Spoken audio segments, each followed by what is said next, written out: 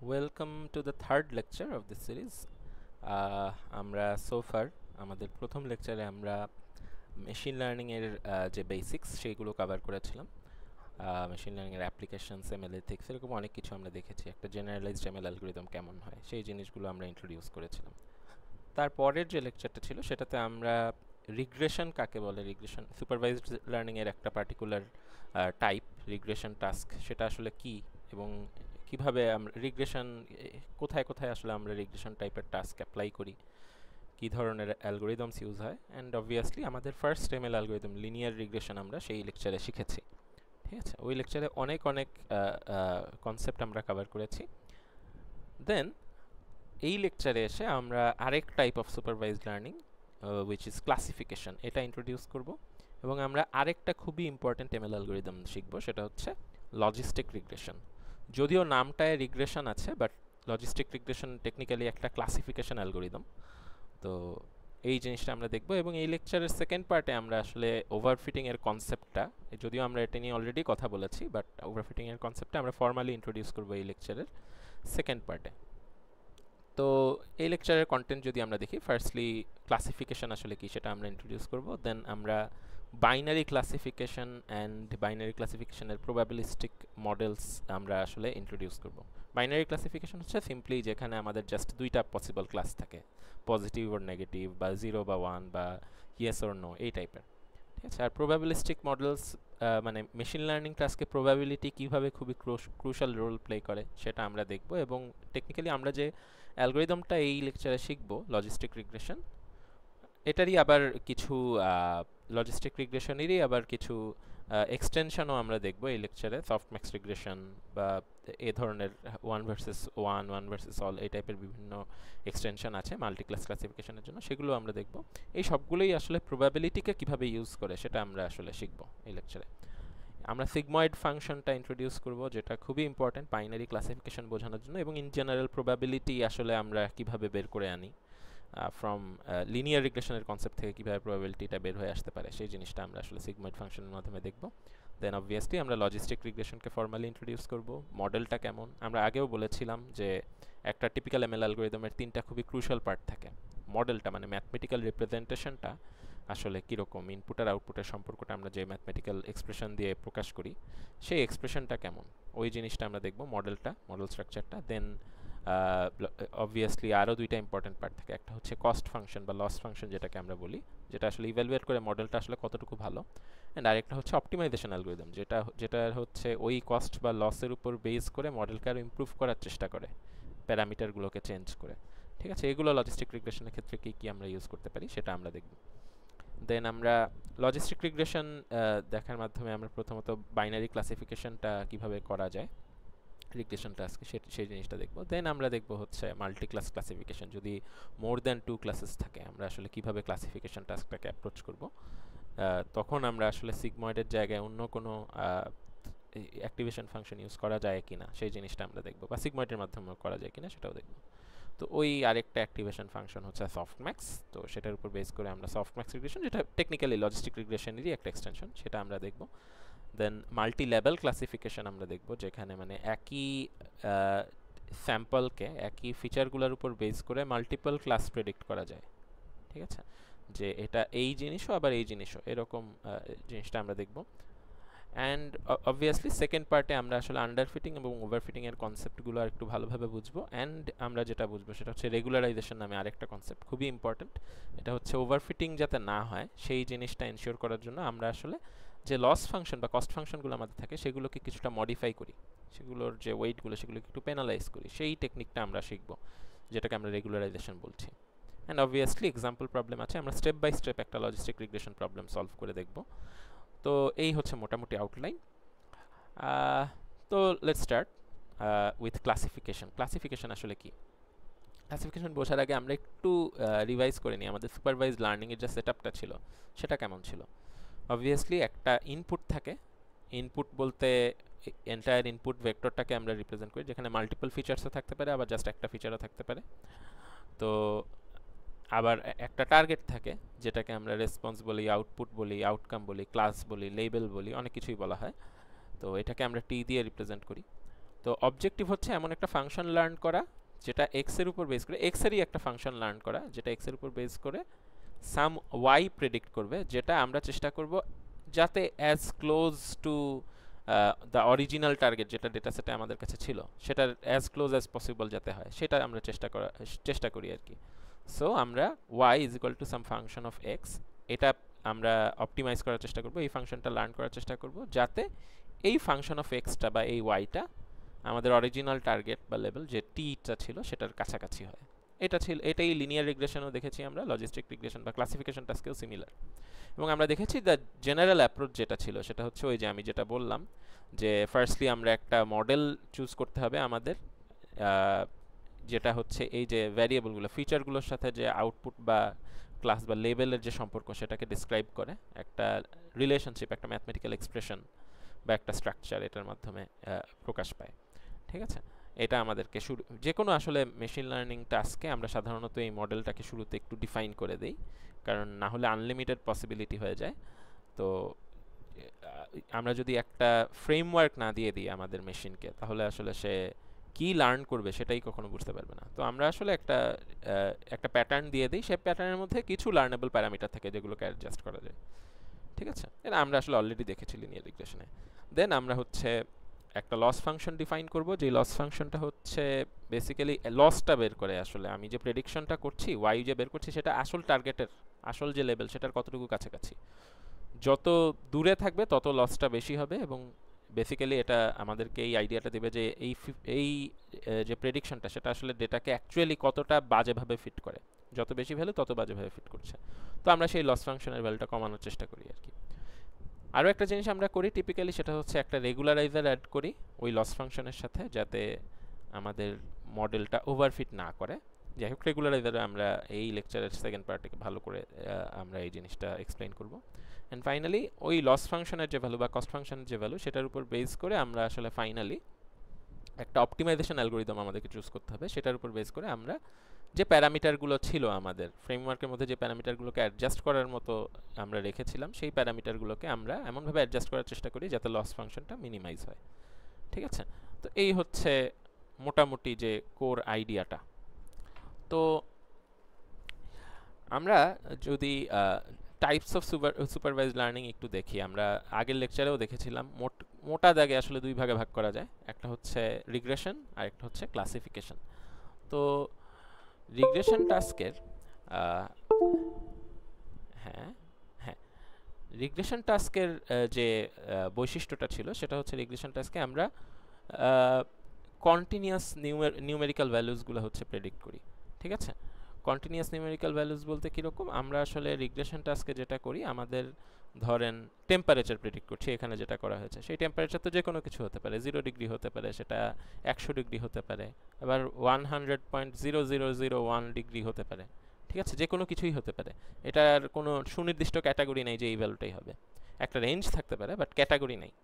ঠিক আছে, তো এটা আসলে আমরা মোটামুটি এই রেঞ্জের মধ্যে, এখানে একটা রেঞ্জ দেখানো হয়েছে, এই রেঞ্জের মধ্যে যে কোনো ভ্যালুই হতে পারে, কন্টিনিউয়াস একটা আউটপুট স্পেস। ঠিক আছে, তো এই ধরনের টাস্ককে আমরা রিগ্রেশন বলি।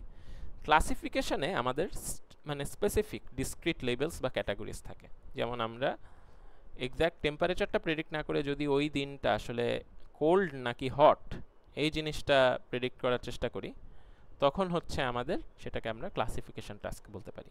বা কোল্ড হট আরেকটা মাঝখানে আরেকটা আলাদা ক্যাটাগরি আপনি আনতে পারতেন, মিডিয়াম। তো এরকম যে কোনো কিছুই হতে পারে যেখানে আমাদের প্রিডিফাইন্ড ডিসক্রিট লেভেলস বা ক্যাটাগরিজ থাকে, সেগুলোকে আমরা সেই ধরনের টাস্ককে আমরা ক্লাসিফিকেশন বলি। এবং টু বি অনেস্ট, আমাদের রিয়েল লাইফে আমরা যে ধরনের টাস্কগুলো করি সেখানে ক্লাসিফিকেশন টাস্কটা মানে ক্লাসিফিকেশন টাস্কের পরিমাণ অনেক অনেক বেশি। ঠিক আছে, এটা even compare to regression, classification টাস্কের যে মানে ইউজেজ বা কমন এমএল টাস্ক যদি আপনারা দেখবেন একটা বড় অংশ হচ্ছে ক্লাসিফিকেশন টাস্ক। হ্যাঁ, তো ক্লাসিফিকেশন যেটা বললাম এটা আসলে একটা specific type of supervised ML, যেখানে গোল হচ্ছে একটা ক্যাটাগরিকে প্রেডিক্ট করা, ক্যাটাগরিক্যাল লেভেল বা ক্লাসকে প্রেডিক্ট করা। এবং সেটা প্রেডিক্ট করার জন্য সে ডিপেন্ড করবে হচ্ছে একটা ফিচার স্পেসের উপর, হয়তো আমার x1 x2 এরকম কিছু ফিচার আছে, সেটার উপর বেস করে আমার ফাইনাল একটা লেভেল, সেটা হট হতে পারে, সেটা মিডিয়াম হতে পারে, সেটা কোল্ড হতে পারে, এরকম বিভিন্ন টাইপের লেভেল আছে। এগুলোর কোনো একটাকে আমরা প্রেডিক্ট করব এই ফিচারগুলোর উপর বেস করে। এটা হচ্ছে আমাদের ক্লাসিফিকেশন টাস্কের কোর যে আইডিয়াটা সেটা। ইউজ কেসেস অনেক অনেক রকম হতে পারে আসলে ক্লাসিফিকেশন টাস্কে। আমরা একটু পরেই দেখছি আসলে কয়েকটা এক্সাম্পল। আর অবভিয়াসলি ইভ্যালুয়েশন মেট্রিকের ক্ষেত্রে এটা এক্স্যাক্টলি ওই লিনিয়ার রিগ্রেশন বা রিগ্রেশন টাস্কে আমরা যেরকম দেখেছি ঠিক সেই রকম না। এখানে আমাদের একটু ডিফারেন্ট কিছু ইভ্যালুয়েশন মেট্রিক আমরা ইউজ করি, যেমন খুবই খুবই কমনলি আমরা যেটা ইউজ করি এটা হচ্ছে অ্যাকুরেসি। খুবই ইনটুইটিভ এবং অনেক ওয়াইডলি ইউজড একটা ইভ্যালুয়েশন মেট্রিক। এরপর আবার আমরা প্রিসিশন, রিকল, F1 স্কোর এই ধরনের অনেক কিছু ইউজ করি, বিশেষ করে যেখানে আমাদের যদি মাল্টিপল ক্লাস থাকে, কোনো একটা ক্লাসের স্যাম্পলের পরিমাণ খুব কম থাকে, ধরেন 100টা, আর একটা ক্লাসের অনেক বেশি, 10,000টা, ঠিক আছে। যেমন স্প্যাম ডিটেকশনে আপনারা যদি চিন্তা করেন, হয়তো আমার 1000টা ইমেইলের মধ্যে মাত্র 10টা স্প্যাম হয়, ঠিক আছে, বাকি 990টাই হচ্ছে আমার নট স্প্যাম। তো আমার মডেল যদি অন্ধভাবে সবগুলোকে নট স্প্যাম বলে, ঠিক আছে, তখন কিন্তু অ্যাকুরেসি খেয়াল করে দেখেন, নট স্প্যাম কিন্তু এমনিতেই 990টা, তো সেটাই কিন্তু 99% অ্যাকুরেসি পেয়ে যাবে, which looks like a great accuracy, right? But বুঝতেই পারছেন এখানে মডেল আসলে অন্ধভাবে সবগুলোকেই নট স্প্যাম বলে দিচ্ছে, এটা আসলে কোনো কাজই করছে না। তো এই কারণে অনেক সময় আমাদেরকে এই যে ক্লাস ইমব্যালেন্সটা সেটাকে মাথায় রেখে সেপারেটলি প্রত্যেকটা ক্লাসকে ইভ্যালুয়েট করতে হয়, এবং সেজন্য আমরা প্রিসিশন, রিকল, F1 স্কোর, যেটা প্রিসিশন আর রিকলের একটা কম্বিনেশন, এই ধরনের বিভিন্ন ইভ্যালুয়েশন মেট্রিক ইউজ করি। AUC ROC আরেকটা খুবই ইন্টারেস্টিং এবং ইম্পর্ট্যান্ট ইভ্যালুয়েশন মেট্রিক, যেটা বেসিক্যালি একটা থ্রেশহোল্ড আমাদেরকে রাখতে হয় এখানে এই কোনো একটা পার্টিকুলার ক্লাসে অ্যাসাইন করার জন্য। একটু পরে আমরা এটা বুঝবো।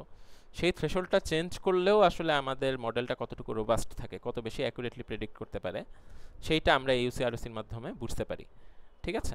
যাই হোক, AUC ROCটা আমরা পরে একটা লেকচারে খুব ভালোভাবে এক্সপ্লেইন করব, তখন বোঝা যাবে। অ্যান্ড লগ লস বলে একটা জিনিস আছে, আমরা এটা দেখব, এটা আসলে খুবই ইম্পর্ট্যান্ট। একদম অপটিমাইজেশন অ্যালগোরিদমে আমরা সরাসরি এই লগ লসকে বেশিরভাগ সময় ইউজ করি, ক্রস এন্ট্রপি লসও বলে। আরেকটা ইভ্যালুয়েশন মেট্রিক আছে কনফিউশন মেট্রিক্স। এটা মেট্রিক না বলে এটাকে আসলে একটা ভিজুয়ালাইজেশন বললে বেটার, যেটা ভিজুয়ালি দেখে আসলে কোন ক্লাস কতটুকু অ্যাকুরেটলি আমরা প্রেডিক্ট করেছি। তো ক্লাসিফিকেশনে আমাদের যে ইভ্যালুয়েশন মেট্রিক সেগুলো বেশ খানিকটা ডিফার করে কম্পেয়ার টু রিগ্রেশন, এই আর কি। যাই হোক, এগুলোতে আমরা আরও ইনডেপথ আলোচনা করব পরে। তো এটা একটা টিপিক্যাল ক্লাসিফিকেশন ওয়ার্কফ্লো। আমার একটা ডেটাবেস থাকবে, ডেটাবেসটাকে আমরা শুরুতেই আমরা সাধারণত দুই ভাগে ভাগ করে নিই। একটা ভাগ আমরা ইউজ করি ফর ট্রেনিং দ্য মডেল, এটা দেখে শিখবে, এবং আরেকটা ভাগ আমরা ইভ্যালুয়েশনের জন্য ইউজ করি।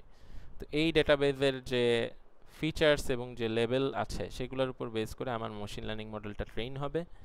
ট্রেন হওয়ার পরে ট্রেন্ড মডেলকে আমরা ইভ্যালুয়েশনের জন্য যে অংশটাকে টেস্ট সেট বলি আমরা বা ভ্যালিডেশন সেট বলি, সেটা দিয়ে আমরা আসলে এটাকে আবার ইভ্যালুয়েট করি যে আমার মডেলটা কত ভালো কাজ করছে। এবং এই অংশ দিয়ে করার কারণ হচ্ছে ট্রেনিং আমি এই ডেটা নিয়ে এই ডেটা ইউজ করে করি নাই, ট্রেনিংয়ের কাজটা। সো আমরা যখন ইভ্যালুয়েশনের যে ডেটাবেসটা মানে টেস্ট সেট ইউজ করে যখন আমরা আমাদের মডেলকে ইভ্যালুয়েট করছি, সেটা আরও বেটার হয় আর কি, যেহেতু মডেল অলরেডি দেখে নেয় এরকম ডেটা পয়েন্টে আমরা এই কাজটা করছি, ঠিক আছে। তো ওইটার বেসিক্যালি এই ইভ্যালুয়েশনটাকে ইউজ করে মডেলটাকে আরও টিউন করা যায়। তারপরে ফাইনালি আমরা প্রেডিক্টেড লেবেলস পাই। এগেইন আমরা আসলে টেকনিক্যালি 3 ভাগে ভাগ করি আমাদের অরিজিনাল ডেটাবেসকে, একটা ট্রেনিংয়ের জন্য, একটা ভ্যালিডেশনের জন্য যেটা মডেলটাকে টিউন করার জন্য ইউজ হয়, এবং ফাইনালি আমরা একটা টেস্ট সেট রাখি, এটা কমপ্লিটলি আলাদা, আগে একদমই ইউজ হয় নাই, সেটার উপর বেস করে আমরা হয়তো পারফরমেন্সটা অ্যানালাইজ করি, অথবা অনেক সময় রিয়েল লাইফে ইমপ্লিমেন্ট করে পারফরমেন্স অ্যানালাইজ করা হয়। তো ওই টেস্ট সেটের ট্রু লেভেলসগুলো ইউজ করে আমরা আসলে পারফরমেন্সটা অ্যানালাইজ করি। এটা হচ্ছে ওভারঅল একটা মেশিন লার্নিং, বিশেষ করে ক্লাসিফিকেশনের ওয়ার্কফ্লো। তো এক্সাম্পলস অনেক আছে, যেমন স্প্যাম ডিটেকশনের কথা আমরা অলরেডি বললাম। আমাদের ইমেইল যে আসে তার মধ্যে অনেক অনেক স্প্যাম ইমেল থাকে। অনেক সময় দেখবেন আপনার স্প্যাম ফোল্ডারে গিয়ে, বিশেষ করে যে কেউ আপনাকে বলছে যে সে তার ইনহেরিটেন্সের $19 মিলিয়ন আপনাকে দিয়ে দিতে চায় আউট অফ নোহোয়্যার। এরপর অনেক খুবই উদ্ভট মেইল আসে, অনেক সময় ফিশিং লিঙ্কস আসে। ওই ধরনের ইমেইল আসলে আমরা যদি ম্যানুয়ালি চেক করতে যাই তো ধোঁকা খাওয়ার একটা ভালো চান্স থাকে, এবং ওই তো ফিশিং লিঙ্কসে ক্লিক করলে হ্যাক হয়ে যাওয়ারও চান্স থাকে। এই জিনিসগুলোকে এড়ানোর জন্য ইমেইল যে আছে সেই ইমেইলের মানে অরিজিনাল যেগুলো ইউজফুল ইমেল সেগুলোকে একটা ফোল্ডারে পাঠানো, এবং যেগুলো আসলে স্প্যাম সেগুলোকে মানে ফেলে দেওয়াটা খুবই জরুরি। এই প্রসেসটা অটোমেটেড হওয়াটা খুবই জরুরি। তো এই কাজটা আসলে আমরা মেশিন লার্নিং ইউজ করে করি, ক্লাসিফিকেশন অ্যালগরিদম ইউজ করে, এবং এটা আসলে এখন খুবই মানে চমৎকারভাবে করা যায়। মোটামুটি আপনারা দেখবেন অ্যাকচুয়ালি যে ইমেলগুলো স্প্যাম, যেগুলো আসলে ইউজলেস, সেগুলোই জাঙ্ক ফোল্ডারে যায়, এবং আপনার জন্য ইউজফুল যে ইমেলগুলো সেগুলো ঠিকই আপনার ইনবক্সে আসে। ঠিক আছে, সেটা জিমেইল বলেন বা বেশিরভাগ ক্ষেত্রেই আমরা এই জিনিসটা দেখি আর কি। এরপর আরেকটা জিনিস হতে পারে সেন্টিমেন্ট অ্যানালাইসিস। একটা খুবই মানে কেউ কোনো একটা টুইট করেছে বা কেউ কোনো একটা স্ট্যাটাস দিয়েছে, সেই স্ট্যাটাস থেকে তার ইমোশনটা আসলে কি, সে আসলে কি প্রকাশ করছে। যদিও মানুষের জন্য এটা জাজ করা খুবই ইজি, বাট আপনি যদি হোল প্রসেসটাকে অটোমেট করতে চান, এটা ইউজ করে কোনো একটা সোশ্যাল মিডিয়া অ্যালগরিদম বানাতে চান, তখন ইমোশন ডিটেকশনটা কাজে আসে। ঠিক আছে, আরেকটা জিনিসে খুব কাজে আসে, ধরেন মুভি রিভিউজ আছে। হ্যাঁ, মুভি রিভিউজ তো হ্যাঁ আমরা ওই স্টার রেটিংস দিয়ে অনেক সময় মুভি রিভিউ দিই, বাট ওটা ছাড়াও অনেক সময় কেউ হয়তো একটা এন্টায়ার কমেন্ট লিখলো একটা মুভির ব্যাপারে, সেই কমেন্টটা আসলে কতটুকু পজিটিভ, নিউট্রাল নাকি নেগেটিভ, ওই জিনিসটা আমরা ওই কমেন্টটাকে অ্যানালাইজ করে বের করার চেষ্টা করতে পারি। এটাকে বলা হয় সেন্টিমেন্ট অ্যানালাইসিস, এবং এরকম একটা খুবই কমন ডেটা সেট আছে আইএমডিবি মুভি রিভিউজ। এটা আপনারা দেখতে পারেন ন্যাচারাল ল্যাঙ্গুয়েজ প্রসেসিংয়ের একদম প্রথম দিকের একটা ডেটা সেট, যেটা খুব কমনলি ইউজ হয় to introduce natural language processing. তো এটা এক ধরনের ক্লাসিফিকেশন টাস্ক। এটা পার্টিকুলারলি আমার পছন্দের একটা classification task, facial expression recognition. এটা অনেক রকম কাজে লাগে, এবং আমার নিজের যে প্রথম পাবলিশড পেপারটা, সেটা আমি ফেশিয়াল এক্সপ্রেশন রিকগনিশনের উপরেই করেছিলাম। এখানে দেখতেই পাচ্ছেন বেসিক্যালি আপনার ফেশিয়াল ফিচারগুলোকে অ্যানালাইজ করে মেশিন লার্নিং অ্যালগরিদম ইউজ করে আমরা আসলে জাজ করব যে আপনার ওই পার্টিকুলার ইমেজে আপনার যে এক্সপ্রেশনটা, সেটা কী ধরনের এক্সপ্রেশন, কি হ্যাপি নাকি স্যাড নাকি সারপ্রাইজ, এইরকম। ঠিক আছে, অনেক রকম আলাদা আলাদা ক্যাটাগরি থাকতে পারে। আবার ইমেজ বা এগুলো বাদ দিলে মেডিকেল ফিল্ডেও প্রচুর প্রচুর এই জিনিসগুলোর মানে ক্লাসিফিকেশনের অনেক অনেক এক্সাম্পল আছে, যার একটা খুবই কমন এক্সাম্পল হচ্ছে অ্যারিথমিয়া ডিটেকশন। তো অ্যারিথমিয়া ডিটেকশনটা বেসিক্যালি এটা হচ্ছে একটা হার্টের একটা রোগ, এবং আবার অ্যারিথমিয়ারও মধ্যেও বিভিন্ন টাইপ আছে। অ্যাট্রিয়াল ফ্লাটার হতে পারে, ভেন্ট্রিকুলার ফিব্রিলেশন হতে পারে, অ্যাট্রিয়াল ফিব্রিলেশন হতে পারে, এরকম। তো বেসিক্যালি আপনি কারো ইসিজি থেকে আপনি বেসিক্যালি হয়তো ক্লাসিফাই করতে চান যে তার অ্যারিথমিয়া আছে কিনা, এবং থাকলে কোন টাইপের অ্যারিথমিয়া আছে। তো এখানে আপনারা দেখলেই বুঝতে পারছেন যে এটা একটা নর্মাল ইসিজি, এবং এগুলো ডিফারেন্ট টাইপস অফ অ্যারিথমিয়া, প্রত্যেকটার আসলে স্পেসিফিক এক এক ধরনের প্যাটার্ন আছে। তো মেশিন লার্নিং অ্যালগরিদম অটোমেটিক্যালি সেই প্যাটার্নগুলোকে আইডেন্টিফাই করবে, এবং সেই অনুযায়ী আপনাকে আসলে একটা রেজাল্ট দিয়ে দেবে যে এই কেসে অ্যারিথমিয়া আছে নাকি নেই, থাকলে কি ধরনের। ঠিক আছে, এটা একজন ডাক্তারও করতে পারে, কিন্তু আপনি যদি প্রসেসটাকে অটোমেট করতে চান, ফাস্ট করতে চান হোল প্রসেসটাকে, তখন আপনারা সেই জায়গায় মেশিন লার্নিং অ্যালগরিদম ইউজ করতে পারেন। এগুলো সবগুলোই ক্লাসিক এক্সাম্পল ক্লাসিফিকেশনের। তো ক্লাসিফিকেশনের বিভিন্ন অ্যালগরিদমস আছে যেগুলো আমরা আসলে ইউজ করি। আমরা আজকের যে লেকচার, সেখানে আসলে লজিস্টিক রিগ্রেশনটা দেখব, আরেকটা আছে এলডিএ, এরপর ট্রি বেসড মডেলস আছে অনেক। আমি আগেও বলেছিলাম ডিসিশন ট্রি এর উপর বেস করে গড়ে তোলা random forest, XGBoost, gradient boosting machine, AdaBoost, এরকম অনেক রকম মডেলস আছে। সাপোর্ট ভেক্টর মেশিনস আছে, যেটা কার্নেল মেথড ইউজ করে আসলে আলাদা আলাদা ক্লাসের সেপারেশনটাকে অনেক বেশি স্পষ্ট করে তোলে। এরপর প্রবাবিলিস্টিক মডেলস আছে, নাইভ বায়াস হচ্ছে একটা প্রবাবিলিস্টিক মডেলের খুবই কমন উদাহরণ। কে নিয়ারেস্ট নেইবার হচ্ছে ইনস্ট্যান্স বেসড মডেল, মানে ফিচার স্পেসে কে কার থেকে কতটুকু কাছাকাছি আছে তার উপর বেস করে ক্লাসিফাই করা হয় কে নিয়ারেস্ট নেইবারে। এটাও একটা খুব common model. And obviously neural networks আছে। নিউরাল নেটওয়ার্কসের মধ্যে মাল্টিলেয়ার পারসেপ্ট্রান্স আছে, যেটা একদম কোর নিউরাল নেটওয়ার্কের যে আইডিয়া, প্রথম দিকের নিউরাল নেটওয়ার্ক। তারপর সেটার বিভিন্ন রকম ভ্যারিয়েশন বের হয়েছে, আবার convolutional neural network, recurrent neural network বা ট্রান্সফর্মার মডেলগুলো, এরকম আর কি। তো এই হচ্ছে বিভিন্ন টাইপের ক্লাসিফিকেশন অ্যালগরিদম। তো আমরা যদি এবার মানে অ্যাকচুয়াল ক্লাসিফিকেশন টাস্কে ঢুকে পড়ি, তাহলে প্রথম যে জিনিসটা আমরা দেখব সেটা হচ্ছে বাইনারি ক্লাসিফিকেশন। তো হোয়াট ইজ বাইনারি ক্লাসিফিকেশন? খুবই সিম্পল। বাইনারি ক্লাসিফিকেশন হচ্ছে আপনার দুইটা পসিবল লেভেল আছে, তার মধ্যে যে কোনো একটাকে আপনি প্রেডিক্ট করবেন। ঠিক আছে, এইরকম যদি কোনো একটা টাস্ক হয়, যেমন এক্সাম্পল যদি দিই, স্প্যাম ডিটেকশনের যে টাস্কটা ছিল সেটা একটা বাইনারি ক্লাসিফিকেশন ছিল, কারণ ওখানে আমার দুইটা পসিবল লেভেল ছিল, স্প্যাম নট স্প্যাম। ঠিক আছে, এইরকম অনেক বাইনারি ক্লাসিফিকেশন এরকম অনেক অনেক টাস্ক হতে পারে। আপনার হয়তো কোনো একটা এমন টাস্ক আছে যে কারো একটা টিউমার হয়েছে, সেই টিউমারটা ক্যান্সারাস নাকি নন ক্যান্সারাস, এরপর আপনার এরকম অনেক অনেক এক্সাম্পল হতে পারে আসলে। তো এসেনশিয়ালি আপনি এখানে কোনো একটা কোয়েশ্চেন করছেন যে এটা কি স্প্যাম নাকি নট স্প্যাম। তো স্প্যামকে আপনি বলতে পারেন ইয়েস এটা স্প্যাম, আর নট স্প্যাম হলে বলছেন নো এটা স্প্যাম না, বা বলতে পারেন ট্রু স্প্যাম অথবা ফলস স্প্যাম না, বা বলতে পারেন পজিটিভ হ্যাঁ এটা স্প্যাম। যদি পজিটিভ বলতে এটা স্প্যাম হওয়া ভালো এই অর্থে পজিটিভ না, যে কোয়েশ্চেনটা করছেন এটা কি স্প্যাম কিনা সেটার অ্যান্সার পজিটিভ ওই হিসেবে। তো positive or negative, true or false, 0 or 1, এইভাবে আমরা আসলে দুইটা ক্লাস ডিফাইন করি এবং তার উপর বেস করে ক্লাসিফাই করি। তো আমরা আসলে এই কেসে দিন শেষে সবগুলোকে আমরা দুইটা ক্লাসে ভাগ করি, একটাকে আমরা লেবেল দিই 1 এবং আরেকটাকে 0। এবং এই 1 আর 0-তে এনকোড করার কারণ হচ্ছে আমরা আসলে চাই যে আমরা চাই না অ্যাকচুয়ালি আমাদের যে মেশিন বা এমএল অ্যালগোরিদমগুলো আছে সেগুলো মানে ডিমান্ড করে যে আমার একটা নিউমেরিক্যাল লেভেল থাকবে। ঠিক আছে, এখানে বাকি যে লেভেলগুলো আপনারা দেখছেন 1 আর 0 বাদে, ফলস, ট্রু, পজিটিভ, নেগেটিভ, এগুলো কিন্তু নিউমেরিক্যাল না, এগুলো ক্যাটাগরিক্যাল ভ্যারিয়েবল। ঠিক আছে, তো আমরা সামহাও এটাকে একটা নাম্বার দিয়ে রিপ্রেজেন্ট করতে চাই যাতে ক্যালকুলেশনগুলো করা যায়। তো বাইনারি ক্লাসিফিকেশন হচ্ছে কোর এই জিনিসটাই, সহজ কথা দুইটা ক্লাসের ক্লাসিফিকেশন। আচ্ছা, তো এখানে একটা ইম্পর্ট্যান্ট কনসেপ্ট আছে যেটাকে বলে ডিসিশন বাউন্ডারি।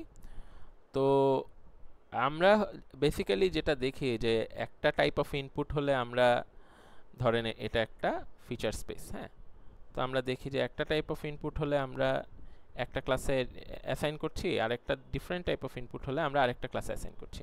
তো টিপিক্যালি এই দুইটার মধ্যে একটা ডিসিশন বাউন্ডারি থাকে এরকম। ঠিক আছে, এই ডিসিশন বাউন্ডারিটাকে ক্রস করলে আমরা হয়তো নো আউটপুট হিসেবে দিব, এবং এটাকে যদি ক্রস না করে তখন হয়তো আমরা এটাকে ইয়েস আউটপুট হিসেবে দিব। 1 আর 0 মানে দুইটা ক্লাসের মধ্যে সেপারেশনটা একটা ডিসিশন বাউন্ডারির মাধ্যমে হয়। তো ওই বাউন্ডারির যে জায়গাটা, সেই জায়গায় আসলে দুইটা ক্লাসের মধ্যে একটা ভেগনেস কাজ করে যে কোন ক্লাসে যাবে, দুইটাই ইকুয়ালি পসিবল। বাট এর বাইরে ওই বাউন্ডারিটাকে ক্রস করা মানে আপনি একটা ক্লাস থেকে আরেকটা ক্লাসে চলে যাচ্ছেন। ঠিক আছে, তো বাইনারি ক্লাসিফিকেশনে খুবই ইম্পর্ট্যান্ট একটা পার্ট হচ্ছে এই ডিসিশন বাউন্ডারিটাকে লার্ন করা, যে এক্স্যাক্টলি আমার ফিচারের ভ্যালুগুলো ঠিক কোন বাউন্ডারিটাকে ক্রস করলে এদের কম্বিনেশনটা আমরা এটাকে এক ক্লাস থেকে অন্য ক্লাসে ট্রান্সফার করব। ঠিক আছে, তো বেশিরভাগ বাইনারি ক্লাসিফিকেশন অ্যালগরিদমেই আমরা আসলে একটা প্রবাবিলিটি স্কোর দেই। ঠিক আছে, এই যে এই প্রবাবিলিটি স্কোর আপনারা জানেন, প্রবাবিলিটির যে রেঞ্জ সেটা অবশ্যই 0 থেকে 1 এর মধ্যে, মানে 0% থেকে 100%-এর মধ্যে আর কি। ঠিক আছে, তো আমরা যে লজিস্টিক রিগ্রেশন দেখব সেখানে আমরা দেখব যে অ্যালগরিদমের যে আউটপুটটা আসে সেটা আসলে একটা প্রবাবিলিটি ভ্যালু বিটুইন 0 অ্যান্ড 1।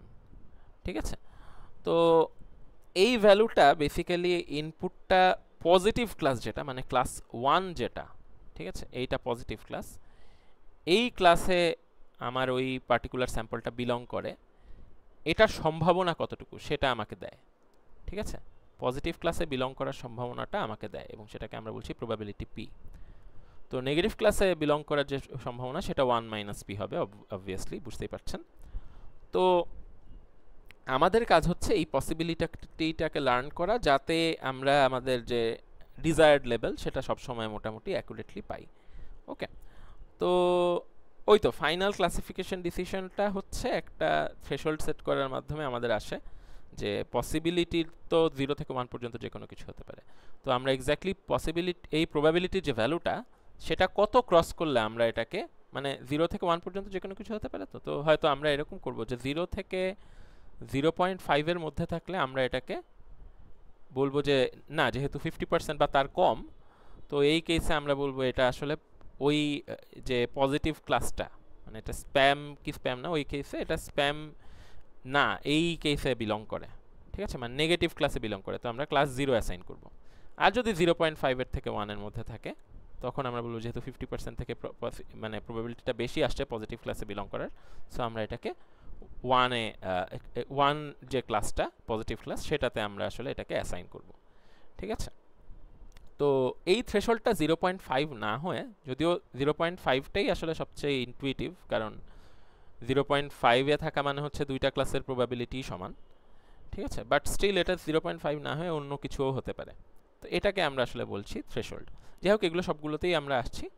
তো বেসিক্যালি একটা মডেল যদি আমার যে আউটপুটটা পি এর আউটপুট যে ভ্যালুটা সেটা যদি 0.7 আউটপুট হিসেবে আমরা পাই, তাহলে এটা যেহেতু মিন করে আসলে সেটা হচ্ছে এই পার্টিকুলার কেসে এটা পজিটিভ ক্লাসে বিলং করার সম্ভাবনা হচ্ছে 0.7 বা 70%। ঠিক আছে, তো নেগেটিভ ক্লাসে বিলং করার সম্ভাবনা হচ্ছে 1 মাইনাস 0.7 মানে 0.3 বা 30%, এই জিনিসটা। তো এটা আশা করি বুঝতে পারছেন। ওকে, আর থ্রেশহোল্ড যদি 0.5 হয়, অবভিয়াসলি এটা হচ্ছে পজিটিভ ক্লাসে এটাকে অ্যাসাইন করা হবে। ধরেন স্প্যাম ডিটেকশন যদি হয়, আমরা পজিটিভ ক্লাসে বিলং করা মানে এটাকে আমরা স্প্যাম হিসাবে অ্যাসাইন করব তখন, যেহেতু 70% প্রবাবিলিটি আসছে স্প্যাম হওয়ার। সো আমরা বলবো এই ইমেলটা আসলে একটা স্প্যাম এবং স্প্যাম ফোল্ডারে পাঠিয়ে দিব। ঠিক আছে, এটা হচ্ছে বাইনারি ক্লাসিফিকেশনের কোর আইডিয়াটা। এখন বাইনারি ক্লাসিফিকেশন বোঝার জন্য আমরা প্রথমে একটা ডেটা সেট একটু খেয়াল করে দেখি। এই ডেটা সেটটা দেখলে আপনারা বুঝতে পারছেন এখানে ইনপুট হচ্ছে ব্লাড গ্লুকোজ, এটাকে আমরা এক্স বলছি, এবং আউটপুট হচ্ছে আমাদের এই যার মানে ব্লাড গ্লুকোজ লেভেলটা আমরা আসলে ইনপুট হিসেবে পাচ্ছি সে আসলে ডায়াবেটিক নাকি ডায়াবেটিক না, এই জিনিসটাই হচ্ছে আউটপুট। তো ব্লাড গ্লুকোজের লেভেল যদি আপনারা দেখেন, খেয়াল করে দেখেন, যখন 112 ব্লাড গ্লুকোজের লেভেল তখন বলছে হ্যাঁ ডায়াবেটিক, যখন 70 বেশ কমে গেল তখন বলছে না ডায়াবেটিক না, আবার 103-এর সময় বলছে হ্যাঁ ডায়াবেটিক, 83, 64, 58 এই সবগুলো কেসে বলছে না এরা ডায়াবেটিক না, ইভেন 87-এর ক্ষেত্রেও। আবার 100 যখন তখন বলছে ডায়াবেটিক, 84 বা 89 এরকম ভ্যালুতেও বলছে ডায়াবেটিক না। তো আমরা যদি প্যাটার্নটা বুঝতে চাই তাহলে আমরা একটা কাজ করতে পারি, আমরা আসলে এই ভ্যালুগুলোকে একটু সর্ট করি। ঠিক আছে, তো সর্ট করলে দেখতে পাচ্ছেন এখানে 3টা রিজিয়নে ভাগ করা যায়। ফার্স্ট রিজিয়নটা হচ্ছে ধরেন 70 বা 80-এর নিচে যে ব্লাড গ্লুকোজ লেভেলগুলো, এগুলো কনসিস্টেন্টলি বলছে যে সে আসলে ডায়াবেটিক না, তো পজিটিভ ক্লাসে বিলং করে না, নেগেটিভ ক্লাস বা জিরোতে বিলং করে। আবার 100 বা তার বেশি বা 90-এর বেশি হলেই আমরা মোটামুটি দেখছি শিওরলি তাকে ডায়াবেটিক বলে দেওয়া হচ্ছে। ঠিক আছে, তাহলে এগুলো হচ্ছে পজিটিভ ক্লাসে বিলং করে, তার মানে সে ডায়াবেটিক। এগেইন আমি বলছি পজিটিভ মানে কিন্তু পারসে আমরা যে জিনিসটাকে পজিটিভ ভাবি সেটা না, যেমন এই ক্ষেত্রে ডায়াবেটিক হয়তো পজিটিভ কিছু না, এটা এই হিসাবে বলছি যে আমাদের এখানে যে কোয়েশ্চেনটা সে কি ডায়াবেটিক কিনা সেটার অ্যান্সার পজিটিভে আসছে, হ্যাঁ সে ডায়াবেটিক, ওই সেন্সে পজিটিভ। ঠিক আছে, তো এটা হ্যাঁ পজিটিভ ক্লাসে বিলং করে, ডায়াবেটিক ক্লাসে বিলং করে, তো এই সব কেস সবগুলোই আসলে 1 অ্যাসাইন করা হয়েছে। বাট মাঝখানে একটা অংশ আছে, এটা হচ্ছে এই ক্লাসটা, আর মাঝখানে একটা অংশ আছে এখানে একটু মানে বুঝতেই পারছেন যে আনশিওর একটা অবস্থা। 83-তে আমি বলছি ব্লাড গ্লুকোজ যে এটা সে ডায়াবেটিক না, আবার 84 যখন তখন আমরা বলছি ডায়াবেটিক, আবার 87-এ গিয়ে বলছি ডায়াবেটিক না, বাট 89 হলে আবার বলছি ডায়াবেটিক। তার মানে এই জায়গায় ব্লাড গ্লুকোজ লেভেলের উপর বেস করে আমরা কেউ ডায়াবেটিক কি ডায়াবেটিক না সেটা একদম ক্লিয়ারলি ডিফাইন করতে পারছি না। ঠিক আছে, তো হোল আইডিয়াটা যদি দেখেন আপনারা বুঝতে পারবেন যে এখানে আমাকে সামহাউ এই 85-এর আশেপাশে মানে 80 থেকে 90 রেঞ্জের কাছাকাছি কোথাও আমাকে একটা থ্রেশহোল্ড বের করতে হবে। ঠিক আছে, ধরেন আমরা থ্রেশহোল্ডটা ধরলাম 85, তো 85-এর নিচে গেলে আমরা এগুলোকে ক্লাস 0 মানে নন ডায়াবেটিক অ্যাসাইন করব, আর 85-এর উপরে যদি যায় আমরা এদেরকে ক্লাস 1 বা পজিটিভ ডায়াবেটিক অ্যাসাইন করব। এরকম কিছু আমরা করতে পারি, যেটা একটা মানে বেশ ভালো একটা আমাদের ক্লাসিফিকেশন হবে, মানে বেশ ভালো একটা মডেল হবে। ঠিক আছে, বেশ ভালো না হলে মোটামুটি আমাদের ডেটা থেকে আমরা যা বুঝতে পারছি সেটাকে মোটামুটি এই রকম একটা মডেল যদি আমরা ক্রিয়েট করি যেটা থ্রেশহোল্ড 85 ব্লাড গ্লুকোজ, তাহলে মোটামুটি সে ক্লাসিফিকেশনের কাজটা করতে পারবে। তো বুঝতেই পারছেন এখানে আমরা যে ডিসিশন বাউন্ডারির কথাটা বলছিলাম সেটা আমরা 85 ধরেছি, এটা আপনি ইজিলি 80 থেকে 90-এর মধ্যে অন্য যে কোনো কিছুও ধরতে পারতেন। যাই হোক, তো বাইনারি ক্লাসিফিকেশনের আসলে কাজটা হচ্ছে এই ডিসিশন বাউন্ডারিটাকে বের করা। ঠিক আছে, এটাই হচ্ছে মেইন টাস্ক। তো আমরা এমনভাবে একটা অ্যালগোরিদম ডিজাইন করতে চাই যাতে এই যে থ্রেশহোল্ডটা কত পাস করলে কোন জায়গায় ডিসিশন বাউন্ডারি থাকবে সেটা আমরা লার্ন করতে পারি।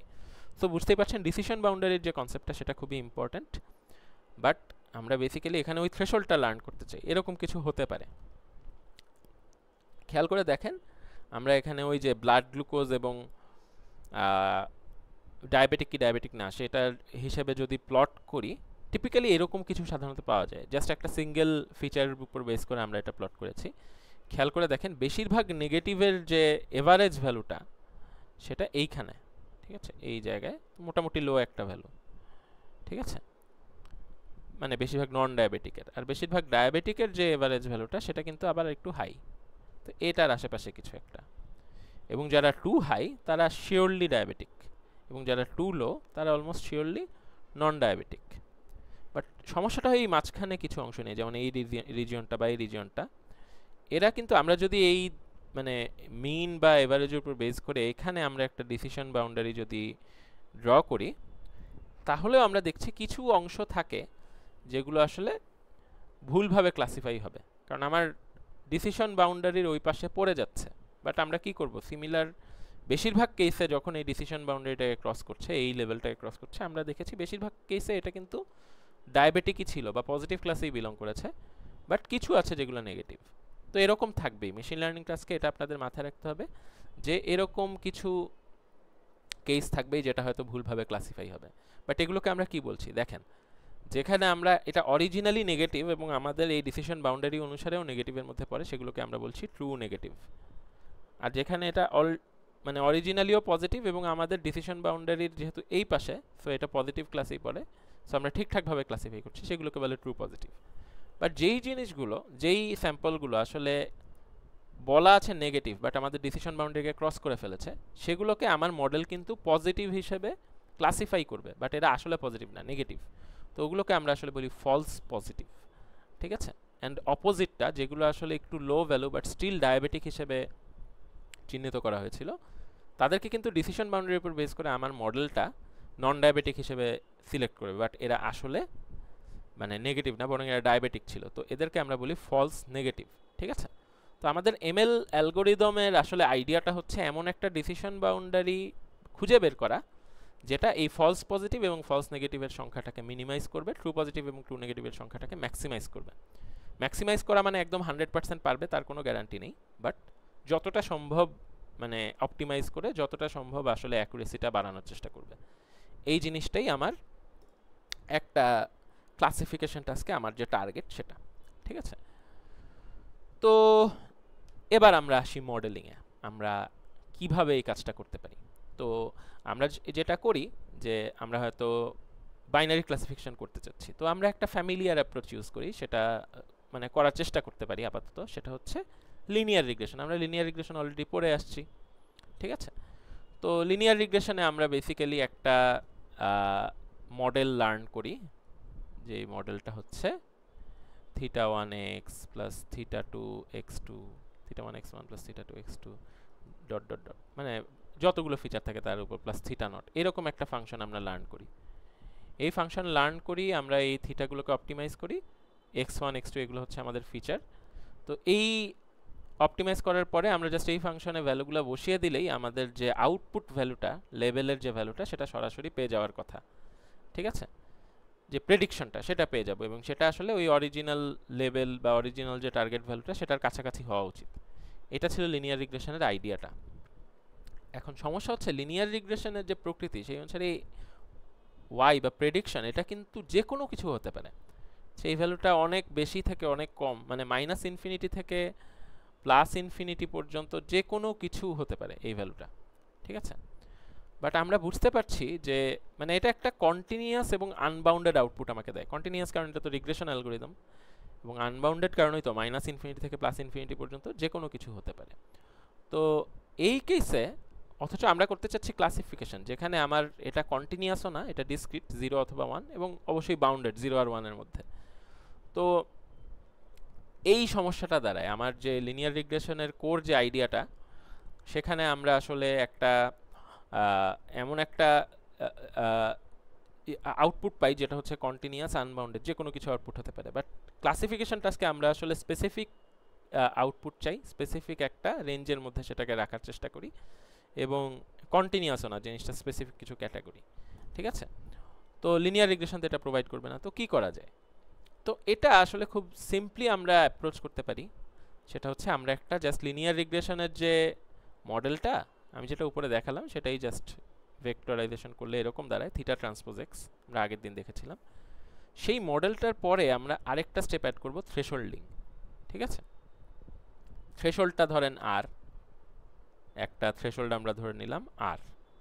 তো এখন আমাদের যে লিনিয়ার রিগ্রেশনের যে ফাংশনটা ছিল, এটাকে আমরা এখন y না বলে z বললাম, কারণ এটা এখন সরাসরি আমাকে আউটপুট ভ্যালুটা দিচ্ছে না, কারণ এটা হচ্ছে z। তো এই z এর ভ্যালুটা যদি এই r থেকে বেশি হয় বা ধরেন ইভেন সমানও হয়, তখন z এর ভ্যালু হবে আসলে, তখন আমরা বলছি আসলে এই এই যে পার্টিকুলার স্যাম্পলটা সেটা পজিটিভ ক্লাসে বিলং করে। আর যদি z এর ভ্যালুটা r থেকে কম হয়, তখন আমরা বলছি এটা নেগেটিভ ক্লাসে বিলং করে। ঠিক আছে?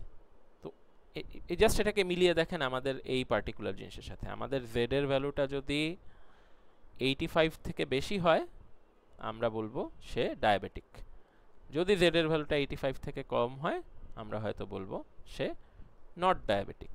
এটা হচ্ছে পজিটিভ ক্লাস, এটা হচ্ছে নেগেটিভ ক্লাস। ঠিক আছে? এইরকম কিছু একটা, এটা আমাদের আইডিয়া হতে পারে। তো আমাদের জাস্ট এমনভাবে একটা মডেল লার্ন করতে হবে যাতে θ1, θ2, θ0 এই ভ্যালুগুলো এমনভাবে অপটিমাইজ করতে হবে যাতে ওই ব্লাড গ্লুকোজ লেভেলের উপর বেস করে ওই যে আউটপুটটা আসবে, থ্রেশহোল্ড যেটা আসবে, সেই থ্রেশহোল্ড মানে এমনভাবে জিনিসটাকে আমরা লার্ন করব যাতে সবসময় আমরা কারেক্ট ক্লাসে আমাদের যে আউটপুটটা সেটাকে অ্যাসাইন করতে পারি। এরকম কিছু একটা আমাদের টার্গেট হতে পারে। ঠিক আছে? তো এটা সাউন্ডস গুড, কারণ থ্রেশহোল্ডের মাধ্যমেই আমরা আসলে আলাদা করি। এখন এখানে একটা জিনিস ক্লিয়ার করে রাখা উচিত, আমরা তো জাস্ট 1D তে দেখেছি, বাট এটা 2D বা 3D বা যত ডিমেনশনই হোক আমরা আসলে এক্সটেন্ড করতে পারি। যেমন ধরেন আমাদের যদি ফিচার একটা না থেকে দুইটা থাকে, ধরেন x1 x2, ঠিক আছে, সেখানে হয়তো আমরা জাস্ট একটা ফিচারের উপর বেস করে ডিসিশন বাউন্ডারি দিতে পারবো না, বা শুধু এই একটার উপর বেস করে দিতে পারবো না, আমাদের হয়তো দুইটার উপর বেস করে দিতে হবে। তো দেখা গেল আমাদের যে এগুলো সেগুলো এইরকম, এখানে ক্রস একটা ক্লাসকে ইয়ে করে আর সার্কেল আর একটা ক্লাসকে। ঠিক আছে? স্যাম্পলগুলো মোটামুটি এইরকম। ঠিক আছে? তো এইটার উপর বেস করে আমরা আসলে থ্রেশহোল্ডটা এভাবে সেট করি। x1 আর x2 এর যে কম্বিনেশনটা, সেটা থেকে আমরা আসলে ওই লিনিয়ার রিগ্রেশনের যে ইয়েটা মানে যে ফাংশনটা, সেটা কিন্তু আমাকে একটা স্ট্রেট লাইনের ইকুয়েশন দেয়। তো সেই ইকুয়েশনটা এরকম হবে আর কি। এই স্ট্রেট লাইনটাই এখানে থ্রেশহোল্ড হিসেবে কাজ করবে বা ডিসিশন বাউন্ডারি হিসেবে কাজ করবে। তো আমরা এই লাইনটাকে এপাশে ক্রস করলে আমরা হয়তো এটাকে 0 বা নেগেটিভ ক্লাসে অ্যাসাইন করব, আর যদি এটাকে ক্রস না করে পজিটিভ ক্লাসে অ্যাসাইন করব, এরকম কিছু একটা, বা উল্টোটা। ঠিক আছে? তো মাল্টিপল যদি ইয়ে হয়, মাল্টিপল যদি আমাদের ফিচার্সও থাকে, তাও সমস্যা নেই, আমরা স্টিল ওই থ্রেশহোল্ডের যে আইডিয়াটা সেটা এখানে খাটে। তো এবং অ্যাকচুয়ালি যখন আমরা ডিসিশন বাউন্ডারির ক্ষেত্রে যখন আমরা এই যে ইয়েটা বের করি, এই স্ট্রেট লাইনটা বের করি, দিন শেষে আমার এই পুরো ভ্যালুটাই একটা থ্রেশহোল্ডকে ক্রস করছে কিনা সেটা আমরা দেখব। ঠিক আছে? তো এই মডেলটা মানে বেসিক্যালি জাস্ট একটা লিনিয়ার রিগ্রেশনের যে লিনিয়ার ফাংশনটা সেটা অ্যাপ্লাই করা, তারপর জাস্ট একটা থ্রেশহোল্ড অ্যাপ্লাই করা, থ্রেশহোল্ডিং অ্যাপ্লাই করা, এইটা আসলে যে কোনো ডিমেনশন, যত ডিমেনশনই হোক না কেন, সেক্ষেত্রে খাটে। তো সমস্যা হওয়ার কথা না, সাউন্ডস গুড। বাট আসলে আচ্ছা, এখানে আরেকটা কাজ আমরা করতে পারি, খেয়াল করে দেখেন। আমরা তো বলছি যে জেডটাকে থ্রেশহোল্ড থেকে বেশি হতে হবে টু গেট ক্লাস 1। ঠিক আছে? এখন জেড মানে তো আমাদের যে থিটা ট্রান্সপোজ এক্স, সেটাই, রাইট? বা এটাকে আমরা এভাবেও বলতে পারি যে ডব্লিউ ট্রান্সপোজ মানে weight transpose X plus bias টার্মটা, এই ভ্যালুটাই আর থেকে বেশি হতে হবে। এখন খেয়াল করে দেখেন, এখানে বায়াস টার্মটা একটা কনস্ট্যান্ট, আবার থ্রেশহোল্ডের যে ভ্যালুটা সেটাও তো আমাকে প্রপারলি সেট করতে হবে, প্রপারলি ক্লাসিফাই করতে হলে, তো এটাও আমার লার্ন করতে হবে, এবং এটাও কিন্তু একটা কনস্ট্যান্ট। তো এই দুইটা আসলে আলাদা দুইটা বায়াস টার্ম হিসেবে, মানে আলাদা দুইটা প্যারামিটার হিসেবে কাজ করার কথা। বাট হোয়াট ইফ আমরা আসলে এই আরকে পক্ষান্তর করে এখানে নিয়ে আসি, তো বি মাইনাস আর পুরোটাই একটা কনস্ট্যান্ট না? তো আমরা এই পুরোটা কি আসলে ডব্লিউ নট বা থিটা নট এরকম একটা প্যারামিটার হিসেবে রিপ্রেজেন্ট করতে পারি না? এবং এটা করার মাধ্যমে কি হলো দেখেন, একটু আগে আমরা সাম থ্রেশহোল্ড আর মানে আর এর ভ্যালু কত হবে সেটাও আমাদেরকে লার্ন করতে হচ্ছিল, বাট এখন ওই প্যারামিটারটা আসলে কমে গেল। এখন আমরা জাস্ট এই ফাংশনটা লার্ন করব, ডব্লিউ মানে ওয়েটের ভ্যালুগুলো বা প্যারামিটারের যে ভ্যালুগুলো সেগুলো লার্ন করব, এবং ফাইনাল যে আউটপুট আসবে সেটা 0 থেকে বেশি নাকি কম, এইটার উপর বেস করেই আমরা ক্লাস অ্যাসাইন করে ফেলবো। ঠিক আছে? তো আবার এই যে এখানে তো ডব্লিউ দিয়ে রিপ্রেজেন্ট করেছি, আপনাদের আশা করি মনে আছে, আমরা ওই বায়াস টার্ম যেটা, সেটার সাথে একটা ডামি ফিচার অ্যাড করতে পারি, হ্যাঁ, যেটাকে আমরা বলছি এক্স নট, যেটা ভ্যালু আমরা সবসময় 1 ধরে নিই। এটার উপর বেস করে আমরা যদি করি তাহলে আমাদের জাস্ট একটা নতুন ফিচার চলে আসলো এবং পুরো জিনিসটাকে আমরা W transpose x plus bias এটা দিয়ে না করে থিটা ট্রান্সপোজ x দিয়েও রিপ্রেজেন্ট করতে পারি। ঠিক আছে, এখানে এই কাজটাই করা হয়েছে দেখেন। তো বায়াসটাকে এবং থ্রেশহোল্ডটাকে এলিমিনেট করে আমরা মডেলটাকে আরও সিম্পলিফাই করলাম এবং এখন আমাদের যে টার্গেটটা সেটা হচ্ছে সিম্পলি আমরা এই জিনিসটা লার্ন করব, থিটার ভ্যালুগুলো বের করব এবং জেড এর ভ্যালু যদি 0 থেকে বেশি হয় আমরা বলবো এটা পজিটিভ ক্লাস, জেড এর ভ্যালু যদি 0 থেকে কম হয় আমরা বলবো এটা নেগেটিভ ক্লাস। সিম্পল, ঠিক আছে। তো এরকম একটা মডেল কিন্তু আমরা দাঁড়া করাতে পারি যেটাকে বাইনারি লিনিয়ার ক্লাসিফিকেশন বলে। ঠিক আছে, লিনিয়ার রিগ্রেশনের উপর বেস করে জাস্ট একটা থ্রেশহোল্ডিং স্টেপ আমরা অ্যাড করেছি, এটাই। আচ্ছা, এখন সমস্যাটা কি? সমস্যাটা আসলে মানে প্রেডিকশনের ক্ষেত্রে আসে না, সমস্যাটা দাঁড়ায় যখন আমরা কস্টটা ক্যালকুলেট করতে চাই। ঠিক আছে, মানে আমাদের প্রত্যেকটা প্রেডিকশন আসলে ওই প্রেডিকশনটা আসলে কতটুকু ভালো নাকি খারাপ সেটা আমরা কিভাবে বের করতে পারি।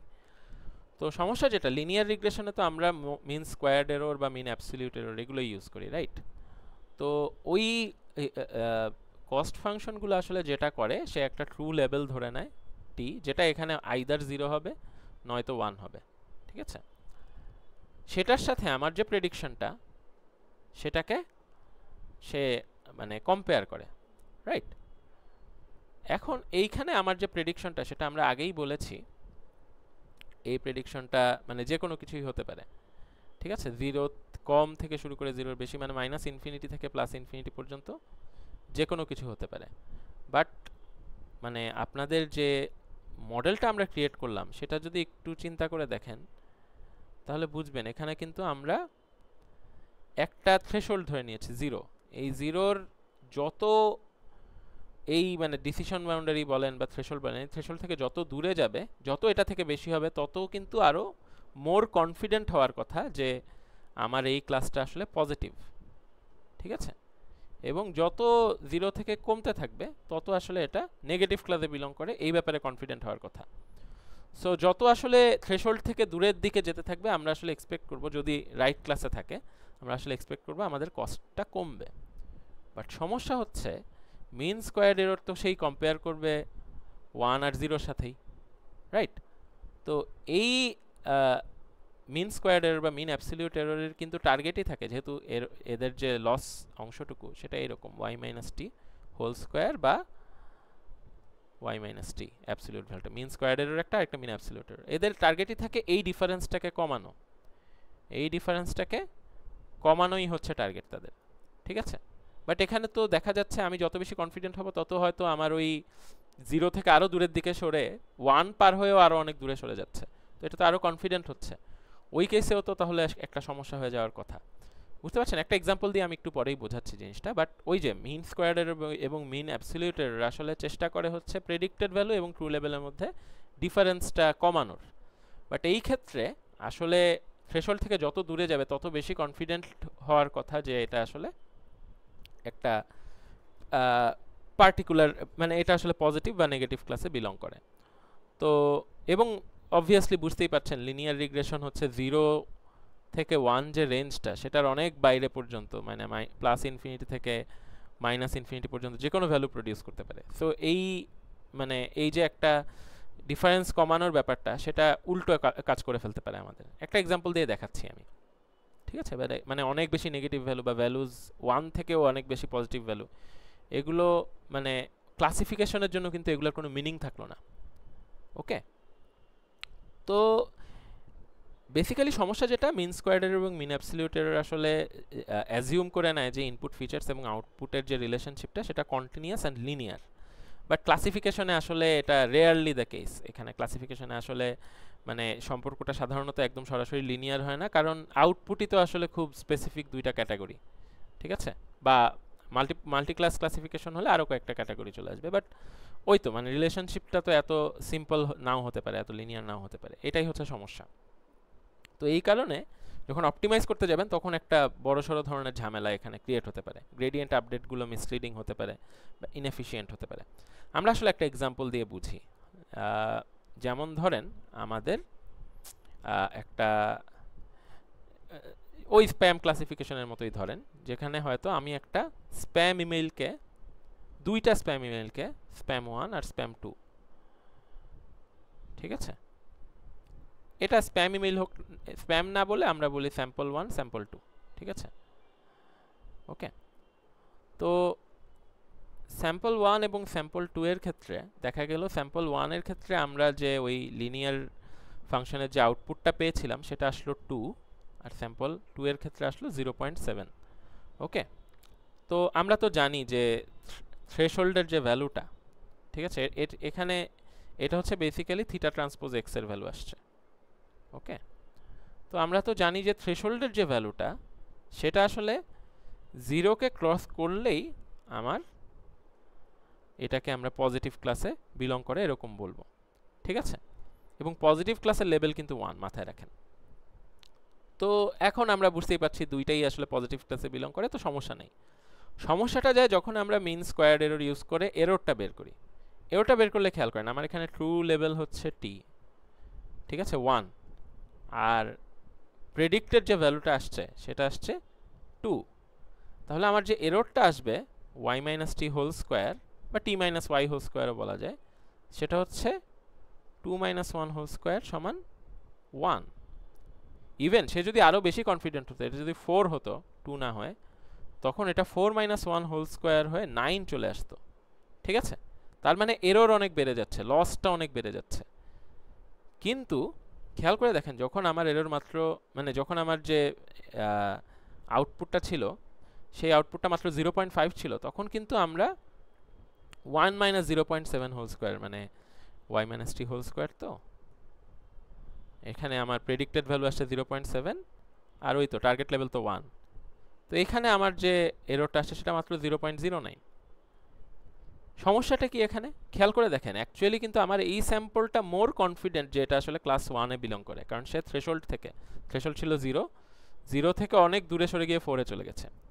সেই তুলনায় এই কেসে সেকেন্ড স্যাম্পলের ক্ষেত্রে এটা 0 থেকে এতটা সরেনি, 0.7 এ গেছে জাস্ট, ঠিক আছে? এটা কম কনফিডেন্ট হওয়ার কথা, তাই না? তো এই কেসে তো আমার যে এররটা সেটা স্যাম্পল 1 এ কম আসা উচিত, কারণ সে রাইট অ্যান্সারের বেশি কাছাকাছি, সে রাইট অ্যান্সারের ব্যাপারে বেশি কনফিডেন্ট। বাট উল্টো হচ্ছে এখানে, বেসিক্যালি এটাকে বলতে পারেন cost of being too right. সে মানে আপনার যে প্রেডিকশনটা, সেই প্রেডিকশনটার ব্যাপারে অনেক বেশি কনফিডেন্ট হওয়া বা অনেক বেশি মানে কনফিডেন্সের সাথে সেটাকে প্রেডিক্ট করতে পারার কারণে তার এরর বেশি চলে আসছে। তো বুঝতেই পারছেন এই এররের উপর বেস করে আমরা যদি এরপর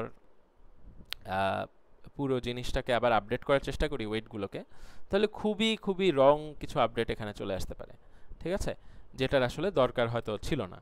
তো এই কারণে আমার লিনিয়ার মডেল ইউজ করে এই ধরনের ক্লাসিফিকেশন প্রবলেমে অপটিমাইজ করা এবং প্রপার থিটার ভ্যালু মানে প্রপার প্যারামিটারের ভ্যালুগুলো আসলে বের করা, এটা আসলে অনেক বেশি ডিফিকাল্ট হয়ে যায়, ঠিক আছে? কারণ এররটা আসলে ভুলভাল আসে, এই জিনিসটাই এতক্ষণ এক্সপ্লেইন করার চেষ্টা করলাম। সো আমাদের আসলে এমএসসি দিয়ে বা লিনিয়ার যে মডেলটা দিয়ে, এটা দিয়ে আসলে কাজ হচ্ছে না, কোনো একটা অল্টারনেটিভ মেথড আমাদের লাগবে। হয়তো আমরা লস ফাংশনটা চেঞ্জ করে 0-1 লস ফাংশন বলে একটা জিনিস আছে সেটা ইউজ করতে পারি, যেখানে আমরা এই মানে থিটা ট্রান্সপোজ এক্স এর ভ্যালু ইউজ না করে, এটা ইউজ না করে আমরা ফাইনাল প্রেডিকশনটা ইউজ করতে পারি। তো ফাইনাল প্রেডিকশন যদি 1 হয় আর মানে আমার যে অরিজিনাল লেভেল সেটাও যদি 1 হয়, তাহলে আমার এরর আসবে 0। আর ফাইনাল লেভেল যদি 1 হয় বাট অরিজিনাল লেভেল 0 হয়, তাহলে এরর আসবে 1। আবার উল্টোটা হলেও এরর, মানে এখানে বুঝতেই পারছেন আমার আসলে এরর আসার যে এররের যে নাম্বারটা সেটা আইদার 1 অথবা 0, এই দুইটার একটাই হবে। তো এইটার উপর বেস করে খুব এফিশিয়েন্টলি আসলে মডেলটাকে অপটিমাইজ করা অনেক অনেক ডিফিকাল্ট, এটা একটা সমস্যা। এবং আরেকটা সমস্যা হচ্ছে এই 1-0-1 লস ফাংশনটা, যেখানে আপনার লস আইদার 0 হয় অথবা জাস্ট 1 হয়, সেটা আসলে মানে অপটিমাইজ করা যায়ও না সেভাবে, কারণ যে ফাংশনটা আসে সেটা হচ্ছে কনভেক্স না। আমরা আগের লেকচারে দেখেছিলাম কনভেক্স ফাংশন হলে আসলে আমরা সুন্দর মতো গ্লোবাল মিনিমা, যেটা সবচেয়ে অপটিমাম পজিশন, সেখানে পৌঁছাতে পারি। বাট নন কনভেক্স হলে সেটা কিন্তু আর ভালো মতো করা যাচ্ছে না, এবং এটা কন্টিনিউয়াসও না, ঠিক আছে? 0 আর 1 এই দুইটা ভ্যালুই ডিসক্রিট। তো এইসব কারণে খুবই হার্ড টু অপটিমাইজ হয়ে যায়, অপটিমাইজ করা ডিফিকাল্ট হয়ে যায়। তো এই লস ফাংশন আসলে ইউজ করা যাচ্ছে না। তো কি করা যায় আসলে?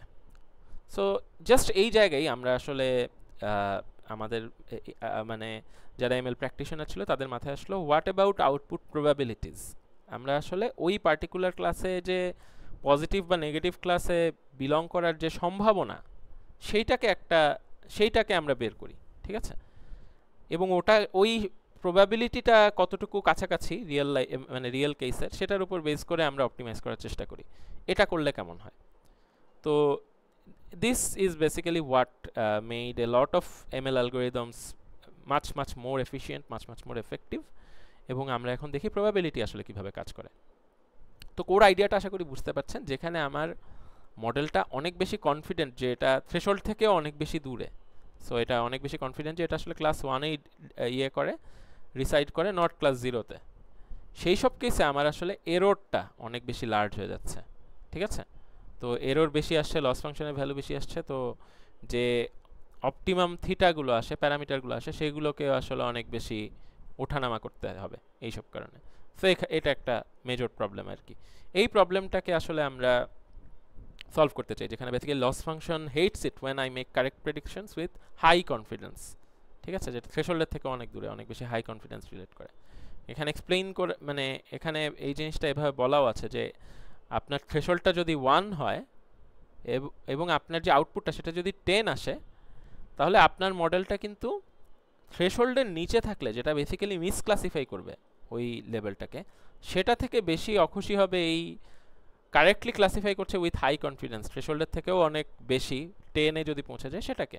এররটা এখানে 9 আসবে আর দ্বিতীয়টাতে জাস্ট 1 আসবে, ঠিক আছে? তো এই প্রবলেমটাকে আমরা সলভ করতে চাই, তো সেটার জন্যই আমরা আসলে প্রবাবিলিটি ইউজ করি। তো ক্লাসিফিকেশনে প্রবাবিলিটির ইউজটা আসলে কেন, একটু আইডিয়াটা যদি বোঝার চেষ্টা করেন, আপনি চিন্তা করেন বাইনারি ক্লাসিফিকেশনে আমাদের লেবেল কিন্তু দুইটা, আইদার 0 নয়তো 1।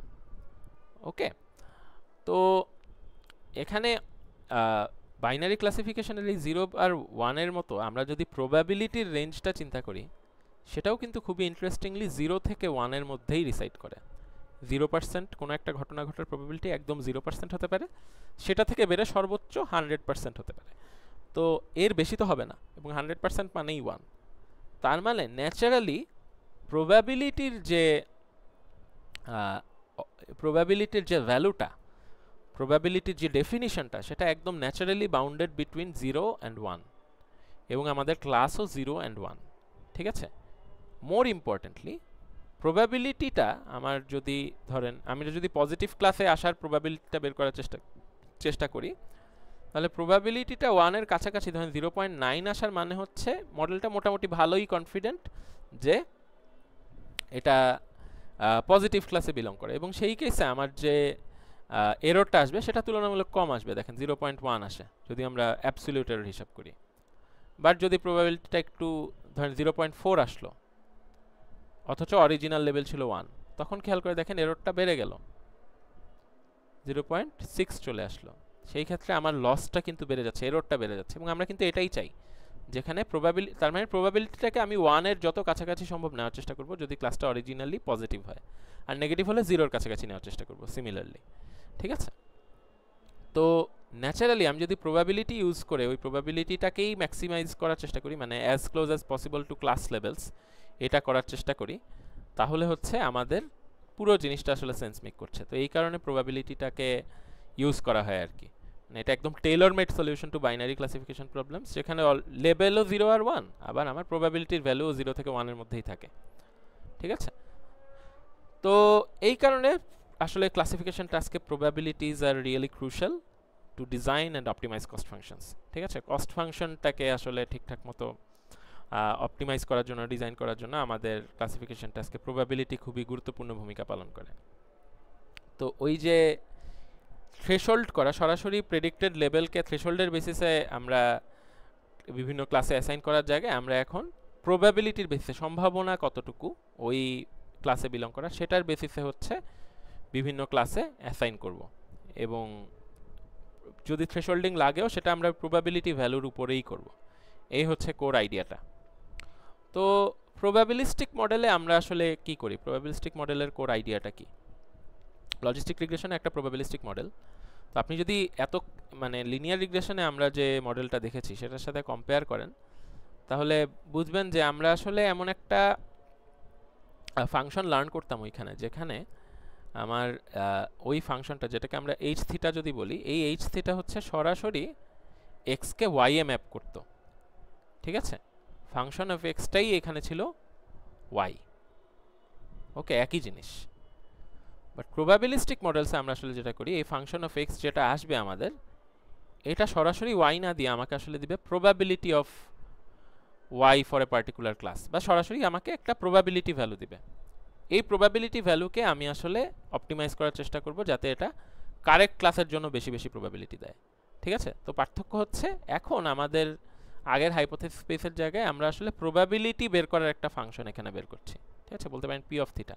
এখানেও সিমিলার আমার প্যারামিটার্স থাকবে, সেই থিটা 1, থিটা নট, থিটা 2 এরকম প্যারামিটার্স থাকবে।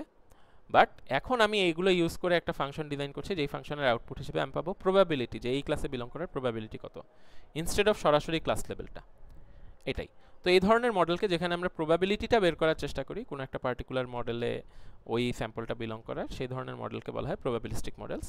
অ্যান্ড লজিস্টিক রিগ্রেশন যেটা আমরা পড়বো সেটাও একটা প্রবাবিলিস্টিক মডেল, ঠিক আছে। তো আমরা আসলে দেখব লজিস্টিক রিগ্রেশনে আমরা টেকনিক্যালি আমাদের দুইটা ক্লাস থাকে, একটা ক্লাস হচ্ছে 1 আর একটা ক্লাস হচ্ছে 0। তো আমরা যে প্রবাবিলিটিটা বের করি সেই প্রবাবিলিটি হচ্ছে বেসিক্যালি ক্লাস 1 এ বিলং করার, মানে বেসিক্যালি এইটা probability of y is equal two, আমরা যদি এইভাবে বলতে পারি, এই যে এই অংশটা probability of y is equal two 1 given x, ঠিক আছে। এই জিনিসটা আমরা বের করি যে পজিটিভ ক্লাসে বিলং করার প্রবাবিলিটিটা কত, এই ফাংশনটা আমরা বের করি।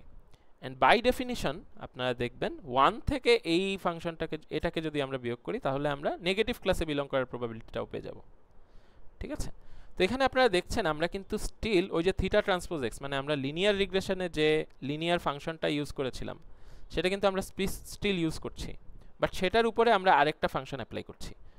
তো এই পার্টিকুলার ফাংশনটা এই কেসে ফর বাইনারি ক্লাসিফিকেশন আমরা এটাকে বলি সিগময়েড ফাংশন, এবং এটা হচ্ছে যেহেতু লিনিয়ার ফাংশন, যেটা থিটা ট্রান্সপোজ এক্স আমাকে -ইনফিনিটি থেকে +ইনফিনিটি পর্যন্ত যে কোনো ভ্যালু দিতে পারে, এরকম আনবাউন্ডেড ভ্যালুকে একটা বাউন্ডেড রেঞ্জ 0 থেকে 1 এর মধ্যে ম্যাপ করতে পারে এই সিগময়েড ফাংশনটা, এবং এসেনশিয়ালি এগুলো আসলে প্রবাবিলিটিকেই রিপ্রেজেন্ট করে, এটাই আমরা ধরে নিই। ওকে, তো এই হচ্ছে কোর আইডিয়াটা। এই কেসে মানে বাইনারি ক্লাসিফিকেশনে আমরা তো সরাসরি জাস্ট ওই পজিটিভ ক্লাসে বিলং করার সম্ভাবনাটা বের করছি এই ফাংশনের মাধ্যমে। আপনারা পরে দেখবেন যখন আমরা মাল্টিক্লাস ক্লাসিফিকেশনের জন্য একটা মডেল বের করি, তখন আমরা জয়েন্ট প্রবাবিলিটি বের করি, যে প্রবাবিলিটি অফ এই ক্লাসে, মানে ক্লাস যদি ধরের অনেকগুলো থাকে 0, 1, 2, 3, তো আমরা প্রত্যেকটার প্রবাবিলিটি বের করব। প্রবাবিলিটি অফ গিভেন এক্স, এটা এক্সটা গিভেন আছে, আমরা আসলে এই পার্টিকুলার এক্স এর জন্য এটা ক্লাস 0-তে বিলং করে কিনা সেটার প্রবাবিলিটি বের করব। আবার সিমিলারলি ক্লাস 1-এ বিলং করে কিনা সেটার প্রবাবিলিটিও বের করব, ক্লাস 2-তে বিলং করে কিনা সেটার প্রবাবিলিটিও বের করব। এভাবে প্রত্যেকটা ক্লাসের জন্য আমরা আলাদা আলাদাভাবে জয়েন্ট প্রবাবিলিটির একটা ভেক্টর আমরা বের করতে পারি, ওই জিনিসটাও আমরা পরে দেখব। এই হচ্ছে প্রবাবিলিস্টিক মডেলসের বেসিক। তো প্রবাবিলিস্টিক মডেলস বা মানে বেসিক্যালি ওই যে লিনিয়ার ফাংশনের আউটপুটটাকে, আনবাউন্ডেড আউটপুটটাকে প্রবাবিলিটিতে কনভার্ট করার জন্য আমরা যে ফাংশনটাকে ইউজ করছি সেটাকে আমরা বলছি দ্য সিগময়েড ফাংশন। এটা খুবই পরিচিত একটা ফাংশন। ফাংশনটা যদি আপনার ম্যাথমেটিক্যাল রিপ্রেজেন্টেশনটা দেখেন, এই হচ্ছে ম্যাথমেটিক্যাল রিপ্রেজেন্টেশনটা। এটা হচ্ছে sigma of Z is equal to basically Z মানে যে কোনো কিছুই হতে পারে ভ্যারিয়েবলটা, তো basically 1/1 plus E to the power minus Z, এই ভ্যালুটাকেই আমরা sigma of Z, sigmoid of Z বলছি। এটাকে আবার আপনি এভাবেও রিপ্রেজেন্ট করতে পারেন, E to the power Z divided by 1 plus E to the power Z. এখন এই অংশটা যদি একটু ভালোভাবে খেয়াল করলে দেখবেন আমার ই টু দি পাওয়ার জেড এর ভ্যালু যাই হোক না কেন, আমার যে আউটপুটটা, সেই আউটপুটের ভ্যালু কিন্তু উপরে একটা অংশ আছে, ঠিক আছে, ই টু দি পাওয়ার সামথিং, এবং ই টু দি পাওয়ার সামথিং এটার ভ্যালু অবশ্যই পজিটিভ কিছুই হবে, ঠিক আছে, ই এর সাম পাওয়ার, যেহেতু ই একটা positive value, natural constant, so সাম পজিটিভ ভ্যালু এখানে এক্স। তো এটার সাথে নিচে আছে আমার 1 যোগ করা, তো এটার হাইয়েস্ট ভ্যালু কখনোই 1 থেকে বেশি হতে পারে না, ঠিক আছে, কারণ উপরে যেটা আছে, উপরে যদি আপনার 1 কোটিও থাকে বা ধরেন এখানে 1000 আছে, নিচে কিন্তু 1001 1001 থাকবে। সো এটা 1 কে কখনোই ক্রস করতে পারবে না, নিচে তার থেকে এক বেশি। ঠিক আছে, আবার আপনি যদি খেয়াল করেন e to the power z এর লোয়েস্ট যে পসিবল ভ্যালুটা সেটা কিন্তু 0। ঠিক আছে, e to the power minus ইনফিনিটির জন্য এটা আসে। তো 0 এর জন্য আপনি যে ভ্যালুটা পাবেন সেটা কিন্তু উপরে 0 নিচে 1 প্লাস 0, সো তখন আমরা 0 পাবো। তার মানে এই ফাংশনটার ম্যাক্সিমাম ভ্যালু হচ্ছে 1 এবং মিনিমাম ভ্যালু হচ্ছে 0। দেখেন কি সুন্দর করে মিলে যায়, এটা কিন্তু ঠিক প্রবাবিলিটি আমরা আসলে যেভাবে ডিফাইন করি সেটার মধ্যেই পড়ছে। প্রবাবিলিটিরও ম্যাক্সিমাম ভ্যালু 1 এবং মিনিমাম ভ্যালু হচ্ছে 0।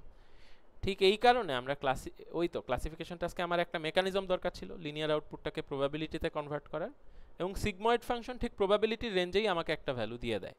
ঠিক আছে, এবং সেন্সও মেক করে, কারণ আসলে ওই জেড এর ভ্যালুটা যত বেশি পজিটিভের দিকে যাবে ততই তো আমরা বলতে চাচ্ছি এটা পজিটিভ ক্লাসে বিলং করে। ঠিক আছে, এবং যত বেশি পজিটিভের জায়গায় যাবে আপনারা দেখবেন 0 থেকে 1 এর দিকে তত বেশি মুভ করে সিগময়েড ফাংশনের ভ্যালুটা, এবং যত বেশি নেগেটিভের দিকে যাবে তত এটা 0 এর দিকে মুভ করে।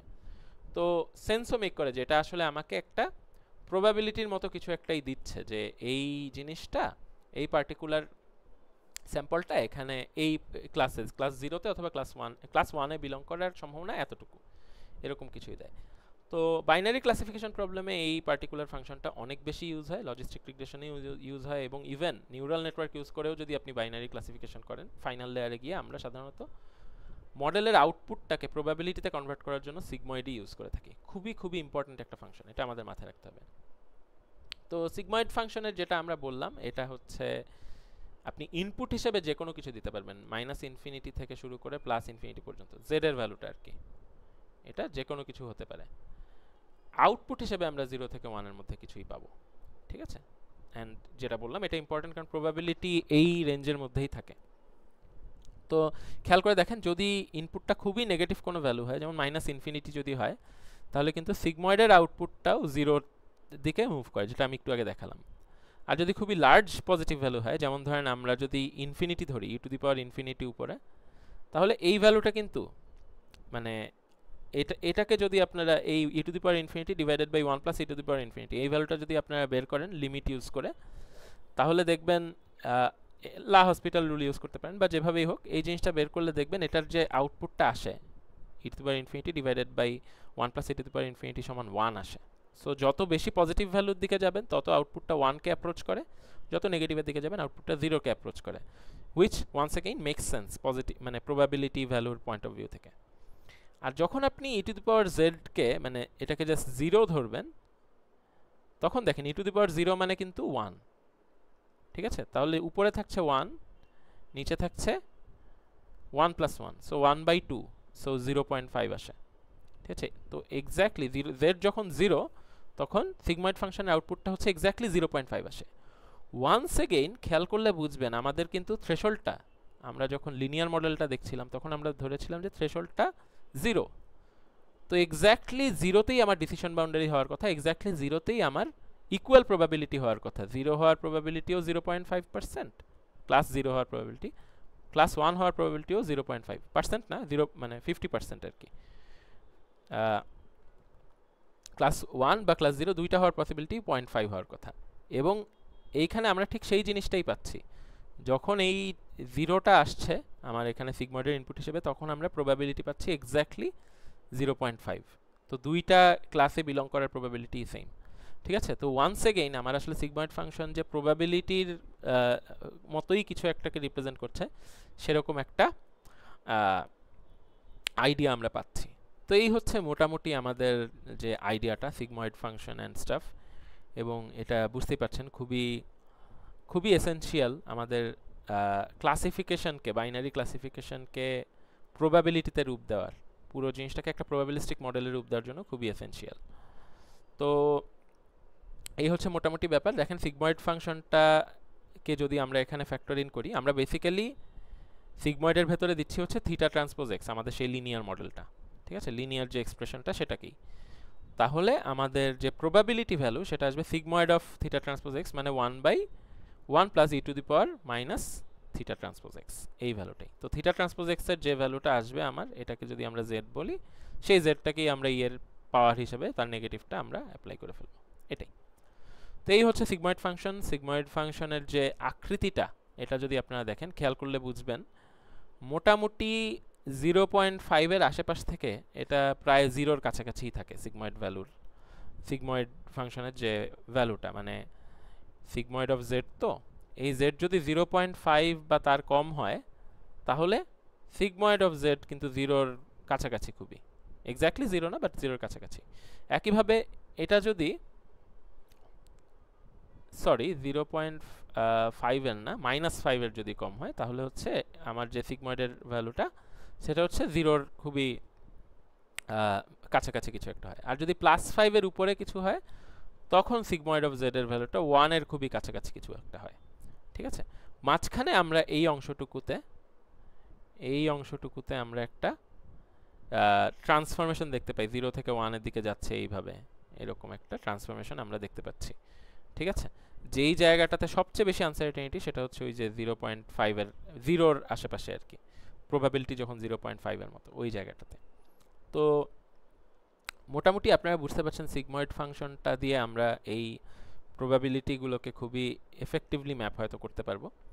এবং এই ফাংশনের যে ডোমেইন সেটা আগেই বলেছি, এটা আসলে যে কোনো কিছু ইনপুট হিসেবে আসতে পারে -ইনফিনিটি থেকে +ইনফিনিটি পর্যন্ত, বাট রেঞ্জটা হচ্ছে 0 থেকে 1 এর মধ্যেই থাকবে। অ্যাজ উই ক্যান সি এখানে আউটপুটটা কিন্তু 0 থেকে 1 এর মধ্যে লিমিটেড, বাট ইনপুটটা কিন্তু অনেক দূর পর্যন্ত যেতে পারে।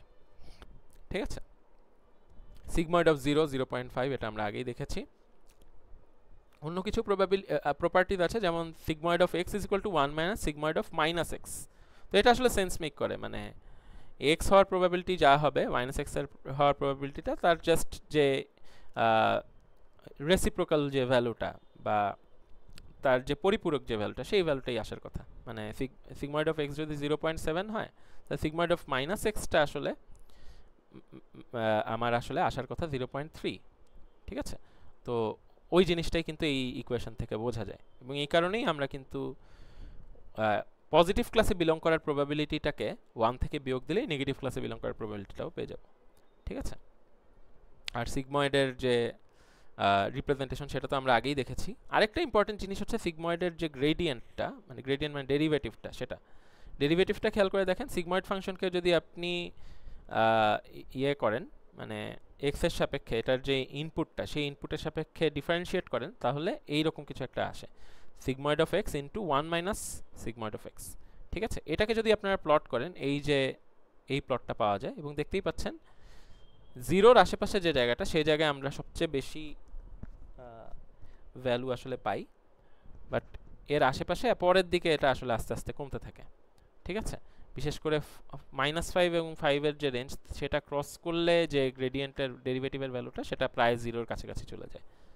ওকে, সো এই হচ্ছে মোটামুটি ব্যাপার, আমরা সিগময়েড ফাংশনের বেসিক্স মোটামুটি বুঝলাম। এবার আসি আমাদের যে একদম প্রাইমারিলি আমরা যে জিনিসটা দেখতে চাচ্ছিলাম সেই লজিস্টিক রিগ্রেশনে। ঠিক আছে, তো এই লেকচারে আমরা যে নতুন আমরা একটা মডেল দেখব সেটাকে বলছি আমরা লজিস্টিক রিগ্রেশন। তো লিনিয়ার রিগ্রেশন আর লজিস্টিক রিগ্রেশনের মধ্যে ক্লাসিফিকেশনের পয়েন্ট অফ ভিউ থেকে যদি আমরা পার্থক্যটা দেখি, এখানে ধরেন এগুলো হচ্ছে আমার যে স্যাম্পলের ক্লাসগুলো সেগুলো, বাট আমার যে লিনিয়ার রিগ্রেশনের যে আউটপুটটা সেটা কিন্তু মোটামুটি একটা স্ট্রেইট লাইনই আসবে সবসময়। তো সেই আউটপুটটা থেকে, এবং আনবাউন্ডেড, তো সেই আউটপুটটা থেকে প্রেডিক্টেড যে y এর ভ্যালুটা সেটা 0 আর 1 এর রেঞ্জটাকে এক্সিড করে যেতে পারে, এবং ভালোভাবে ম্যাচ হতে নাও পারে। এদের মধ্যে লিনিয়ার রিলেশনশিপ তো আসলে না ক্লাসিফিকেশনে, আর একটু কমপ্লেক্স হয়ে যায় সেই জিনিসটা। সেই তুলনায় লজিস্টিক রিগ্রেশনে যেহেতু আমরা সিগময়েড ফাংশন ইউজ করছি, সো আমরা আসলে তুলনামূলকভাবে বেশ ভালো একটা রিপ্রেজেন্টেশন পাই আর কি। তো লজিস্টিক রিগ্রেশনের যে অ্যাপ্রোচটা সেটা মোটামুটি আপনারা এই ডায়াগ্রামটা দেখে বুঝতে পারবেন। দেখেন এগুলো হচ্ছে আমাদের ফিচার্স। তো এই ফিচারগুলো থেকে আমরা বেসিক্যালি একটা, ঠিক লিনিয়ার রিগ্রেশনে যে আমরা একটা ফাংশন পেয়েছিলাম সেরকম w1 x1 plus w2 x2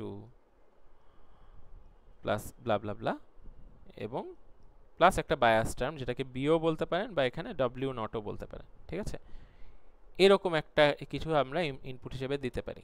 এখানে কিন্তু খেয়াল করবেন এই ওয়েটগুলোকেই আমরা অপটিমাইজ করব। সো এগুলাই fundamental parameters of the model, ঠিক আছে? তো এই হচ্ছে আমার যে ফার্স্ট স্টেজটা, আমরা ইনপুটগুলো ইউজ করে একটা ফাংশন অফ এক্স, একটা মধ্যবর্তী লিনিয়ার ভ্যালু আমরা আসলে লিনিয়ার ফাংশনটা অ্যাপ্লাই করলে একটা মধ্যবর্তী ভ্যালু আমরা ক্যালকুলেট করি, ঠিক আছে? সেটা এখানে করা হয়েছে। এই যে দেখেন আমার যে ইনপুটসগুলো এখানে, সেগুলো সাথে একটা বায়াস টার্ম, ঠিক আছে? এই যে বায়াস টার্ম, এই পুরো ফাংশনটা অ্যাপ্লাই করে আমরা আসলে এই যে আমি নিচে যেটা লিখেছি সেটাকেই জাস্ট সামেশন আকারে এখানে লেখা হয়েছে, সেটাকে অ্যাপ্লাই করে আমরা একটা ভ্যালু পেলাম। তারপরে আমরা যেটা করি, আমরা সিগময়েড ফাংশনটা অ্যাপ্লাই করি, ঠিক আছে? এই পুরোটার উপরে আমরা সিগময়েড ফাংশনটা অ্যাপ্লাই করি। ওকে, তো সিগময়েড ফাংশন থেকে আমরা আসলে যে জিনিসটা পাই সেটাকেই আমরা বলছি প্রবাবিলিটি, ঠিক আছে? তো আমাদের আসলে আলটিমেট টার্গেট কি ছিল? আলটিমেট টার্গেট ছিল এই প্রবাবিলিটি ভ্যালুটাকে যতটা সম্ভব রিয়েল যে ক্লাসটা আছে সেটার কাছাকাছিতে নেওয়া। তো এটার জন্য প্রথমত আমাদের রিয়েল ক্লাসটা লাগবে, ট্রু লেভেলগুলো লাগবে, এবং আমার প্রবাবিলিটিটাও লাগবে।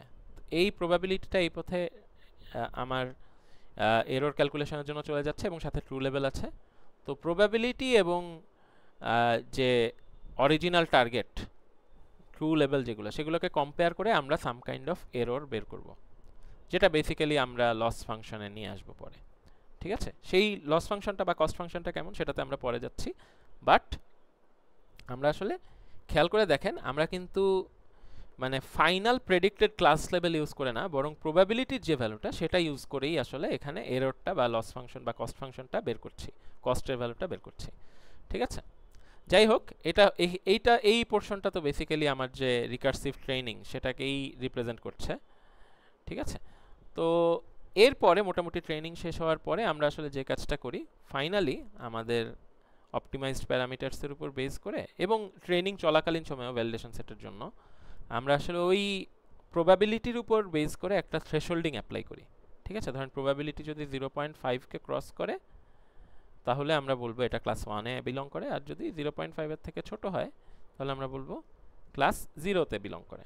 তো থ্রেশহোল্ডিং এর মাধ্যমে আমরা আমাদের প্রেডিক্টেড ক্লাস লেভেলটা বের করে ফেলবো, ঠিক আছে? এটার উপর বেস করে অ্যাকুরেসিও বের করা যায়, ঠিক আছে? তাহলে টোটাল 3টা স্টেপ। ফার্স্টলি লিনিয়ার ফাংশনটা অ্যাপ্লাই করা, তারপরে সিগময়েড ফাংশনটা অ্যাপ্লাই করা তার উপর, এবং সেখান থেকে আমরা প্রবাবিলিটি পাই যেটা ইউজ করে এররটা বের হয়, আমাদের ট্রেনিংটা হয়, অপটিমাইজেশনটা হয়, অ্যান্ড ওই প্রবাবিলিটি ভ্যালুর উপর বেস করে একটা ক্লাস লেভেল অ্যাসাইন করা, ঠিক আছে? এটা হচ্ছে লাস্ট স্টেপ। ওকে, বাট মাথায় রাখবেন, আবারও বলি, আমরা কিন্তু এরর বের করছি প্রবাবিলিটি ভ্যালু থেকে, এই ফাইনাল প্রেডিক্টেড ক্লাস লেভেল থেকে না, ঠিক আছে? যেমন আমার আসলো 0.8 প্রবাবিলিটিটা, তাহলে থ্রেশহোল্ডিং এর পরে তো আমি এটাকে বলবো এটা ক্লাস লেভেল 1-এ বিলং করে, ঠিক আছে? যদি আমরা থ্রেশহোল্ড 0.5 ধরে নিই, তো আমরা কিন্তু এই 1 ইউজ করে টার্গেট লেভেল 1-এর সাথে কম্পেয়ার করব তা না, ঠিক আছে? এই 1-এর সাথে 1-কে আমরা কম্পেয়ার করব না, আমরা এই 0.18কে অরিজিনাল টার্গেট 1-এর সাথে কম্পেয়ার করব, এবং আমরা চেষ্টা করব 0.8কে আরও ইমপ্রুভ করার, 0.9, 0.99 এভাবে বাড়ানোর, এভাবে আরও মানে প্রবাবিলিটিটাকেও আরও বেশি অপটিমাইজ করার চেষ্টা করব। এই হচ্ছে হোল প্রসেসটা, ঠিক আছে? তো এটা হচ্ছে লজিস্টিক রিগ্রেশন অ্যাপ্রোচ। আমরা ঠিক যেভাবে আগে লিনিয়ার রিগ্রেশন পড়েছি সেইভাবে লজিস্টিক রিগ্রেশনকেও যদি আমরা এক্সপ্লেইন করি, তাহলে মানে লজিস্টিক রিগ্রেশনকেও যদি model, cost function and obviously আমাদের ফাইনাল যে জিনিসটা আছে সেটা হচ্ছে অপটিমাইজেশন অ্যালগরিদম, এগুলোতে যদি ভাগ করি লজিস্টিক রিগ্রেশনের ক্ষেত্রে কী টাইপ জিনিস আমরা ইউজ করি, তাহলে আমরা দেখি প্রথমত আসে মডেলটা, যেটা আমি আসলে অলরেডি এক্সপ্লেইন করেছি। এই মডেলে 3টা স্টেপ আছে। যদি আমার ফিচার্স থাকে এখানে x1 x2 থেকে শুরু করে যত ডিমেনশন আর থাকে আর কি, যতগুলো ফিচার থাকে সেটা, এবং আমাকে এমন একটা প্রেডিকশন মেক করতে হবে যেটা টার্গেট ক্লাস 0 অথবা 1 এই দুইটার মধ্যে যে কোনো একটাকে প্রেডিক্ট করবে, ঠিক আছে? তো প্রথম স্টেপ হচ্ছে লিনিয়ার ফাংশন, আবারও বলছি এটা সেই w transpose x plus w nought বা থিটা ট্রান্সপোজ x, সেই লিনিয়ার ফাংশনটা বা এই যে summation of w j x j plus eventual plus bias টার্মটা, এই ভ্যালুটা ফার্স্টে আমরা বের করব। এরপরে আমরা সেকেন্ড স্টেপ হচ্ছে এই ভ্যালুটার উপর আমরা আসলে সিগময়েড অ্যাপ্লাই করব, সিগময়েড ফাংশনটা অ্যাপ্লাই করব, এই ফাংশনটা 1/1 plus e to the power minus z, and finally এখান থেকে আমরা একটা প্রবাবিলিটি পাবো, ঠিক ঠিক আছে, এই প্রবাবিলিটির উপর বেস করে আমরা আসলে প্রেডিক্টেড আউটপুট যেটা ক্লাস 0 অথবা ক্লাস 1 সেটা আমরা অ্যাসাইন করব। ঠিক আছে, আগের একটা প্রিডিফাইন্ড থ্রেশহোল্ডকে যদি ক্রস করে তাহলে পজিটিভ ক্লাস, না হলে নেগেটিভ ক্লাস, এভাবে আমরা অ্যাসাইন করব। তো এই তিনটা স্টেপ, এবং মাথায় রাখতে হবে আমাদের লসটা কিন্তু এই সেকেন্ড স্টেপের যে প্রবাবিলিটি সেটাকে ইউজ করেই এরর ক্যালকুলেশন হয়, নট ওয়াই ইউজ করে। ঠিক আছে, নট ওয়াই, প্রবাবিলিটি ভ্যালুটা ইউজ করে, এই জিনিসটাই। তো অবজেক্টিভ হচ্ছে ওই যে আউটপুট প্রবাবিলিটিটাকে as close as possible to target করে নেওয়া। খেয়াল করে দেখেন এখানে আমরা কিন্তু পি কে মানে প্রবাবিলিটিটাকে টার্গেট ভ্যালুর কাছাকাছি নেওয়ার চেষ্টা করছি, নট ওয়াই। ওকে, তো এই জিনিসটা বুঝতে হবে। এই হচ্ছে মোটামুটি মডেল পার্টটা। আমরা যদি একটা এক্সাম্পল দেখি, সেই আগের লিভিং এরিয়া এবং মানে বেডরুমের সংখ্যার উপর বেস করে ফ্ল্যাটের যে প্রাইসটা সেটা যদি আমরা বের করার চেষ্টা করি, খেয়াল করে দেখেন এখানে অনেকগুলা স্যাম্পলস আছে। লিভিং এরিয়া যদি 2104 স্কোয়ার ফিট হয় এবং বেডরুম যদি 3টা হয় প্রাইস হাই, লিভিং এরিয়া যদি একটু কম 1600 স্কোয়ার ফিট হয় এবং বেডরুম 3টা হয় তখন প্রাইস লো। এভাবে আমাদের অনেকগুলো স্যাম্পল আছে। তো প্রথমে আমরা যেটা করব, আমরা লিনিয়ার ফাংশনটা অ্যাপ্লাই করব। এখানে যেহেতু আমার দুইটা ফিচার আছে, সো আমার যে ফাংশনটা দাঁড়াবে সেটা হচ্ছে এটা, θ1 x1 plus θ2 x2 plus bias term θ0। এই θ0টার জন্য আমরা একটা ডামি ফিচার x0 এখানে অ্যাড করেছি, এই যে যেখানে x0 এর ভ্যালু অলওয়েজই 1। তো বেসিক্যালি এই ফাংশনটা চেঞ্জ হচ্ছে না, একই থাকছে। ওকে, তো ফার্স্টলি আমরা হচ্ছে লিনিয়ার ফাংশনটা বের করব, এটাকে সামহাউ ইনিশিয়ালাইজ করব, তারপরে আমরা সিগময়েড অ্যাক্টিভেশনটা এখানে অ্যাপ্লাই করব। ঠিক আছে, এটার যে ভ্যালুটা আমরা আসবে সেটাকে আমরা সিগময়েডের ভেতর দিয়ে দিব, এইরকম কিছু একটা আসে। ওকে, সেখান থেকে আমরা আসলে বেসিক্যালি প্রবাবিলিটি ভ্যালুটা পেয়ে যাব, এবং এটাকে ইউজ করেই আমরা বেসিক্যালি মডেলটাকে অপটিমাইজ করতে থাকি। ওকে, তো ফাইনালি বুঝতেই পারছেন অবজেক্টিভ হচ্ছে আমার এই যে θ0, θ1, θ2 যে প্যারামিটারগুলো আছে সেগুলোকে এমনভাবে আপডেট করা যাতে এই প্রবাবিলিটিটা, মানে আমরা কিন্তু এখানে সিগময়েডের কোনো কিছুকে আপডেট করছি না বা করা পসিবলও না। আমরা জাস্ট এই এই θ1, θ2, θ0 মানে আমাদের ইনিশিয়াল লিনিয়ার ফাংশনের যে প্যারামিটার সেগুলোকেই আমরা আপডেট করতে চাই, বাট প্রবাবিলিটি বের করার জন্য আমরা সিগময়েডটা ইউজ করেছি। তো অবজেক্টিভ হচ্ছে সুইটেবল থিটা বা প্যারামিটার ভ্যালু বের করা যাতে প্রবাবিলিটিটা টার্গেট ভ্যালুর অ্যাজ ক্লোজ অ্যাজ পসিবল হয়। এবার বিগ কোয়েশ্চেন, যেটা আমরা তো একটু আগে লিনিয়ার ফাংশনটা ইউজ করি নাই কস্ট ফাংশনের কারণেই, তো আমরা এখন কি করব? আমরা কি সেই এমএসই ইউজ করব জাস্ট প্রবাবিলিটিটাকে বেস করে, নাকি আমরা অন্য কিছু ইউজ করব? তো অ্যান্সার হচ্ছে আমরা আসলে টিপিক্যালি লজিস্টিক রিগ্রেশনে ক্রস এন্ট্রপি লস বলে, বা যেটাকে লগ লসও বলে, সেটা এই লগ লস বলে একটা লস ফাংশন ইউজ করি। এবং যদিও একটা মডেলের আসলে কোর পার্ট হচ্ছে মডেল পোর্শনটা, একটা এমএল অ্যালগরিদমের কোর পার্ট মডেল পোর্শনটা, তবুও লজিস্টিক রিগ্রেশনের নামকরণটা হয়েছে কিন্তু লগ লসের উপর বেস করে, কারণ এখানে আমরা প্রবাবিলিটি বের করার জন্য এই যে লগারিদমকে ইউজ করি। ঠিক আছে, তো লগ লস ফাংশনটার যদি আপনারা খেয়াল করে দেখেন, ফাংশনের যে লস ফাংশনের যে লসের যে ভ্যালুটা সেটা হচ্ছে minus T into log P plus 1 minus T into log 1 minus P.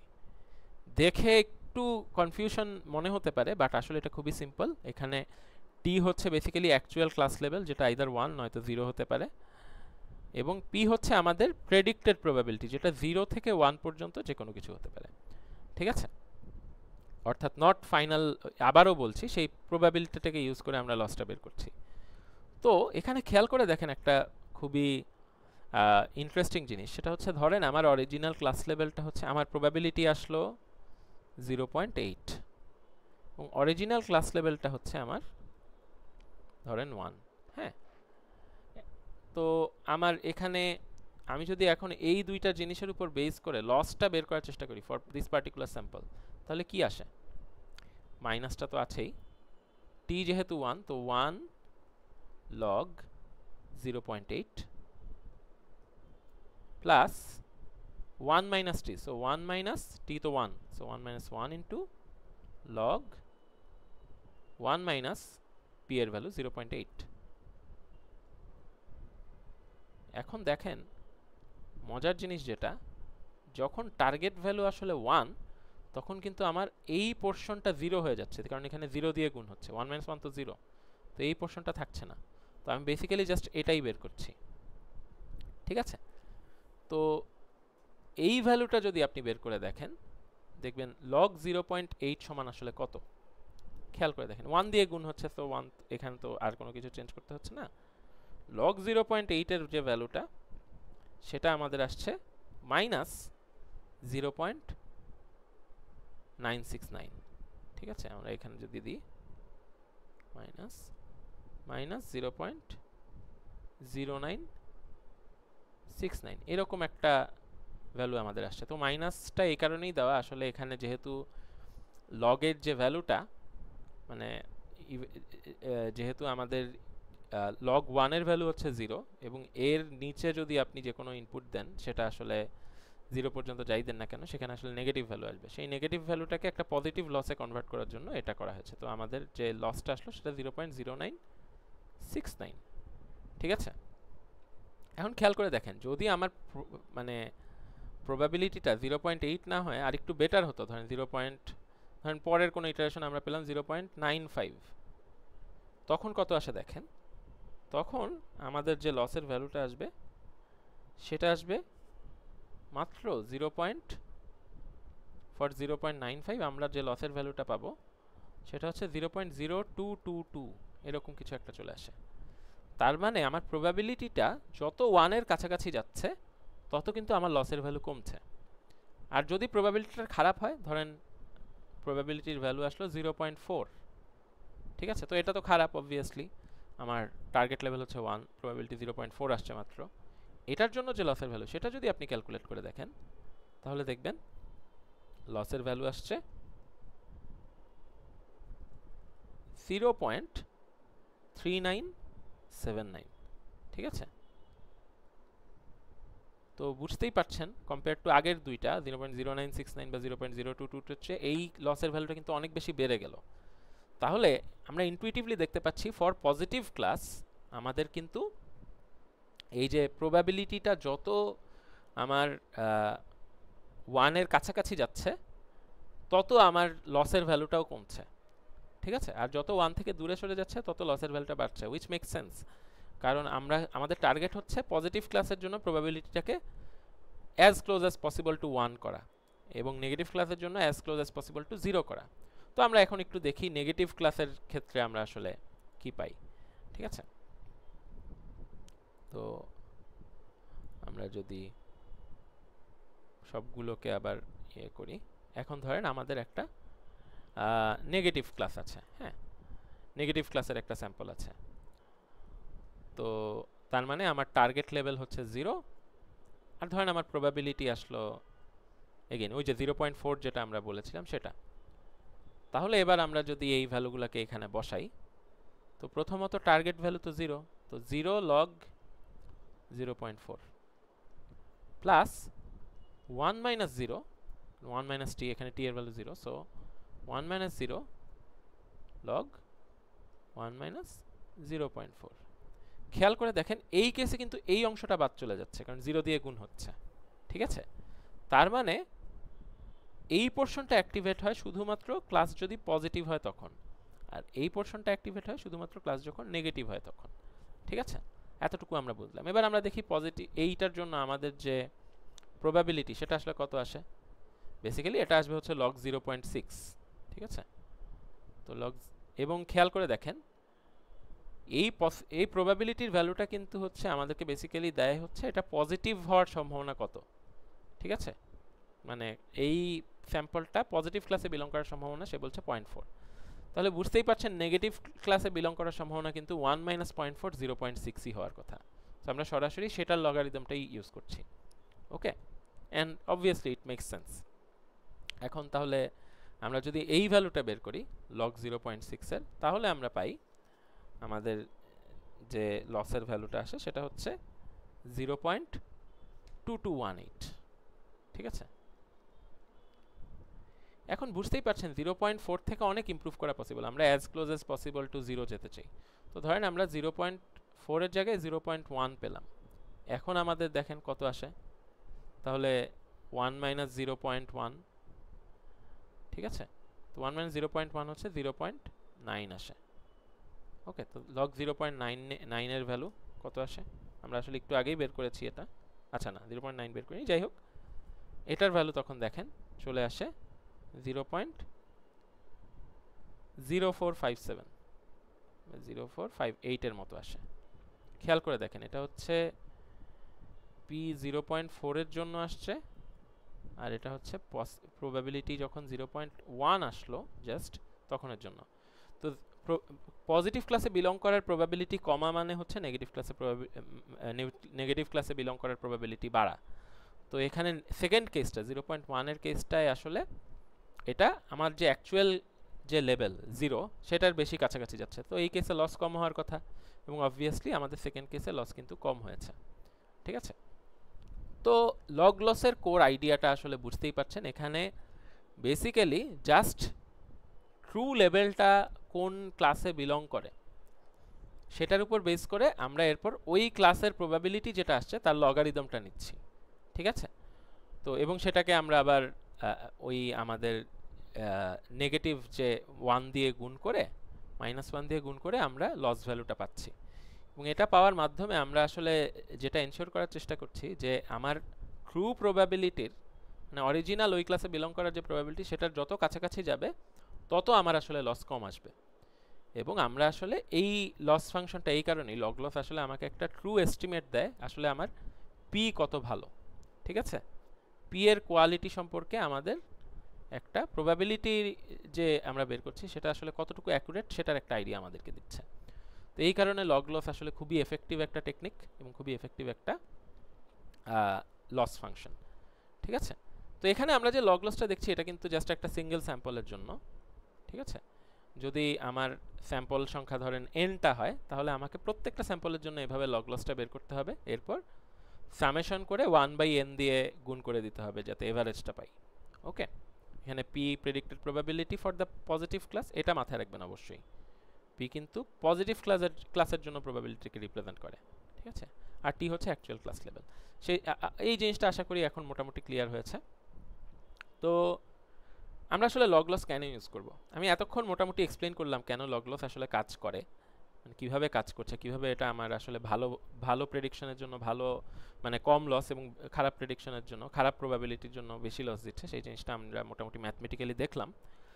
But এবং এই যেহেতু এই জিনিসটা সে করতে পারে এই কারণে আমরা আসলে এবং আমরা দেখেছি যে সিগময়েড বা এই ফাংশনটাতেও আসলে আমরা যে গ্রেডিয়েন্টটা সেটা ঠিকঠাক মতোই বের করতে পারি, একটা পার্টিকুলার পয়েন্ট বাদে মোটামুটি সুন্দরভাবেই আসলে আমরা অপটিমাইজও করতে পারবো এবং প্রবাবিলিটিটাকে এমনভাবে চেঞ্জ করতে পারবো, আমরা এমনভাবে প্যারামিটারগুলোকে চেঞ্জ করতে পারবো যাতে আউটপুট প্রবাবিলিটিটা আমাদের যে এক্সপেক্টেড লেভেল তার যতটা সম্ভব কাছাকাছি যায়। ঠিক আছে, তো এই জিনিসটা আসলে যে কাজটা আরেকটা ইম্পর্টেন্টলি যেটা করছে সেটা হচ্ছে রং প্রেডিকশনসকে খুবই হেভিলি পেনালাইজ করে। ঠিক আছে, একটু আগে আমরা দেখেছিলাম যখন প্রেডিকশনটা 0.5 এর চেয়ে নিচে নেমে গেছিলো তখন কিন্তু আমাদের যে লসটা সেটা 0.4 এর কাছাকাছি চলে গেছিলো কম্পেয়ার টু এখানে 0.2। ঠিক আছে, তো মানে যখন অনেক বেশি ভুল করবে তখন আসলে আমার লসের ভ্যালুটাও অনেক বেশি বেড়ে যাবে এবং সো হাইলি পেনালাইজ করছে এবং তখন আরও অ্যাগ্রেসিভলি আসলে প্যারামিটারগুলোকে আপডেট করবে আর কি। তো এই জিনিসটার কারণে ওভারঅল আপনার অ্যাকুরেট প্রেডিকশনগুলো আসলে এনকারেজ হয়। ঠিক আছে, লসটাও কমে, প্রবাবিলিটি ভ্যালুগুলোও ভালোভাবে আসে এবং অবভিয়াসলি আমাদের প্রেডিক্টেড লেভেলে তখন যদি প্রবাবিলিটি ঠিকঠাক মতো আসে প্রেডিক্টেড ভ্যালুগুলো আসলে ঠিকঠাক মতো আসার কথা। এবং এই হোল প্রসেসটা আসলে অপটিমাইজেশন অ্যালগোরিদম যেমন গ্রেডিয়েন্ট ডিসেন্টের মতো অ্যালগোরিদমগুলোকে কস্ট ফাংশনের মিনিমামটা বের করতে হেল্প করে। ওকে, তো লজিস্টিক রিগ্রেশনে লগ লসের যে ভার্সনটা আমরা একটু আগে দেখলাম সেটা মাঝে মাঝে এমনও হতে পারে যে লগ অফ 0 ক্যালকুলেট করছে। ঠিক আছে, এটা একটা সমস্যা হয়ে যেতে পারে মাঝে মাঝে। লগ অফ 0 ক্যালকুলেট আসলে কখন করে, যখন হচ্ছে আপনার আউটপুট প্রবাবিলিটি খুবই খুবই লো। হ্যাঁ, ফর ধরেন আমরা যদি এই জিনিসটা দেখি আউটপুট প্রবাবিলিটি যদি খুবই লো হয় তাহলে এখানে কিন্তু 0 চলে আসবে, 0-র কাছাকাছি কিছু যদি আসে। লগ অফ 0-র যে ক্যালকুলেশনটা সেটা কিন্তু আবার নিউমেরিক্যাল ইনস্ট্যাবিলিটি কজ করতে পারে। ঠিক আছে, তো এই ধরনের কেসে একটু সমস্যা হয়, মানে আমাদের কম্পিউটার যখন অটোমেটিক্যালি জিনিসটাকে অপটিমাইজ করছে তখন একটু সমস্যা হয়। এই কারণে লস ফাংশনটাকে কিছুটা মডিফাই করে এই ভার্সনটা আনা যায়। ঠিক আছে, এবং এই ভার্সনটাও মোটামুটি একইভাবেই কাজ করে। এটা হচ্ছে ফর পজিটিভ ক্লাস, আর এই অংশটা অ্যাক্টিভেট হয় ফর নেগেটিভ ক্লাস। ঠিক আছে, তো বাকি অংশ মোটামুটি সিমিলারলি কাজ করে, এবং এটা ওই একই রকমভাবে যত আপনি মানে অরিজিনাল ক্লাসের যত কাছাকাছি প্রেডিকশন প্রবাবিলিটিটা দিতে পারবেন তত আসলে লসের ভ্যালু কমবে। ঠিক আছে, তো এই লস ফাংশনটা বেসিক্যালি ওই অ্যাক্টিভেশন ফাংশন আর লসকে একটা সিঙ্গেল লজিস্টিক ক্রস এনট্রপি ফাংশনে কনভার্ট করে। অ্যাক্টিভেশন ফাংশন মানে হচ্ছে সিগময়েড আর কি, বুঝতেই পারছেন। সিগময়েড ফাংশনটা যেটা আমরা দেখেছিলাম 1/1 + e⁻⁻z, সেই কনসেপ্টটাকেই কিন্তু আমরা আবার এখানে ইউজ করেছি। ঠিক আছে, তো এই জিনিসটাই। আর একটু আগেই যেটা বললাম, এটা আমরা পেয়েছি হচ্ছে basically loss for a single sample. ঠিক আছে, তো আমরা যদি ওভারঅল কস্ট ফাংশনটা বের করতে চাই তাহলে কিন্তু আমাদেরকে সবগুলো স্যাম্পলের জন্য সামেশন করে তারপর 1/n দিয়ে ভাগ করে এভারেজটা নিতে হবে। ওকে, তো এই হচ্ছে মোটামুটি লজিস্টিক রিগ্রেশনে আমরা যে কস্ট ফাংশন ইউজ করি সেটা। আর যদি আমরা অপটিমাইজেশনে যাই, অপটিমাইজেশন আসলে একদমই সিমিলার। লজিস্টিক রিগ্রেশনেও আমাদের আলটিমেট টার্গেট থেকে সেই প্যারামিটার থিটাগুলোকে আপডেট করা যাতে কস্ট ফাংশনটা মিনিমাইজ হয়। এখানেও আমরা একটা ইটারেটিভ অ্যালগরিদম ইউজ করি হুইচ ইজ গ্রেডিয়েন্ট ডিসেন্ট, এবং এখানেও আমাদের মাথায় রাখতে হবে লগ লসের, তবে হ্যাঁ এটার একটু পার্থক্য আছে লিনিয়ার রিগ্রেশনের সাথে। সেটা হচ্ছে মিন স্কোয়ার্ড এররের যে লস ফাংশনটা আমরা দেখেছিলাম সেটার আবার ডিরেক্ট সলিউশন ছিল। ঠিক আছে, বাট লগ লসের কিন্তু কোনো ডিরেক্ট সলিউশন নাই।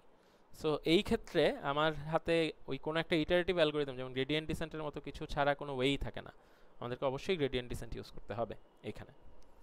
গ্রেডিয়েন্ট ডিসেন্টের আপডেট রুল তো আপনারা জানেনই। বেসিক্যালি আমার নতুন যে প্যারামিটার ভ্যালু সেটা হবে পুরাতন প্যারামিটার ভ্যালু থেকে সাম লার্নিং রেট ইনটু ওই পার্টিকুলার প্যারামিটারের সাপেক্ষে আমরা যে গ্রেডিয়েন্টটা যে ডেরিভেটিভটা পাই লস ফাংশনের বা কস্ট ফাংশনের সেটা।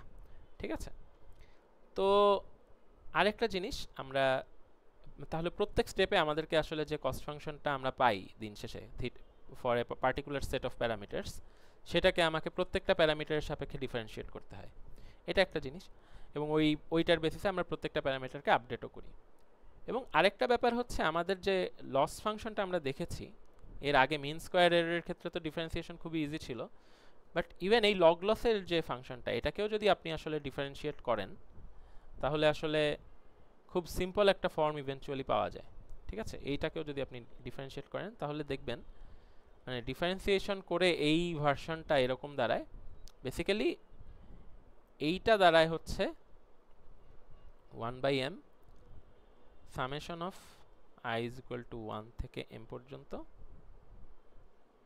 তো প্রবাবিলিটি যেটা পাই আমরা সেটা থেকে টার্গেট যেটা আমাদের অরিজিনাল টার্গেট যেটা ছিল সেটার বিয়োগফল ইনটু আমাদের ওই যে পার্টিকুলার এই যে থিটার জন্য আমরা আসলে এটা করছি, যে ইনপুটের কোএফিসিয়েন্টের জন্য আমরা এই পার্টিকুলার ডিফারেন্সিয়েশনটা করছি সেটার যে ফিচারটা এক্স জে। ঠিক আছে, ধরেন আমি এখন থিটা জেকে আপডেট করতে চাচ্ছি, তো অরিজিনাল ফাংশনে থিটা জের সাথে গুণ হওয়ার কথা হচ্ছে এক্স মানে জেথ ফিচারটা, তো ওই এক্স জেটা গুণ হবে এটার সাথে।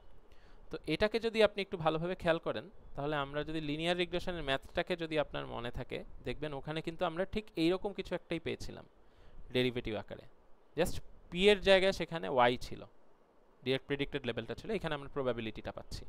ঠিক আছে, তো খুবই সিমিলার টু লিনিয়ার রিগ্রেশনের যে ফর্মটা আসে ইভেন্চুয়ালি গ্রেডিয়েন্ট ডিসেন্ট বের করার জন্য, খুবই সিমিলার টু দ্যাট। এবং এটার কারণে আমাদের আসলে অপটিমাইজেশন অ্যালগরিদমটাকে মানে অপটিমাইজ করাটা অনেক বেশি ইজি হয়ে যায়। এখন এটাতে আসলে অবাক হওয়ার কিছু নাই, কারণ এটাও আসলে ওই লিনিয়ার রিগ্রেশন ফ্যামিলিরই একটা অ্যালগরিদম লজিস্টিক রিগ্রেশন, জাস্ট আমরা ক্লাসিফিকেশনের জন্য এটাকে আরও কিছু স্টেপ অ্যাড করে এটাকে একটু অপটিমাইজ করেছি, আর কিছু না, এই কারণে এরকম কিছু একটা আসে। ঠিক আছে, তো এই হচ্ছে মোটামুটি আমাদের যে লজিস্টিক রিগ্রেশনের অপটিমাইজেশনের জন্য যে কাজটা করি সেটা। বুঝতেই পারছেন লিনিয়ার রিগ্রেশনের সাথে তেমন কোনো পার্থক্য নেই, প্রায় সিমিলার জিনিস, জাস্ট আমরা আউটপুট লেভেলের জায়গায় আমরা এখানে আমাদের যে প্রবাবিলিটি ভ্যালুটা পাই সেটা ইউজ করে আমরা এই গ্রেডিয়েন্ট আপডেটগুলো করতে পারবো। ঠিক আছে, এটার একটা step by step problem solution আমি এরপরে আবার দিব।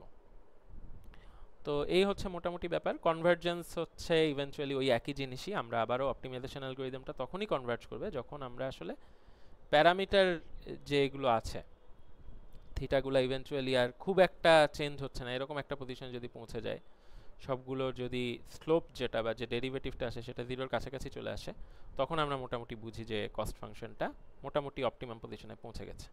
ঠিক আছে, তখন আমরা বলি এটা কনভার্জ করেছে এবং ওইটাই আমাদের আলটিমেট টার্গেট থাকে। তো এই হচ্ছে লজিস্টিক রিগ্রেশনের ওভারঅল আইডিয়া। গ্রেডিয়েন্ট ডিসেন্টটা আমরা আগেই দেখেছি লিনিয়ার রিগ্রেশনে, এগেইন সিমিলার বিষয়।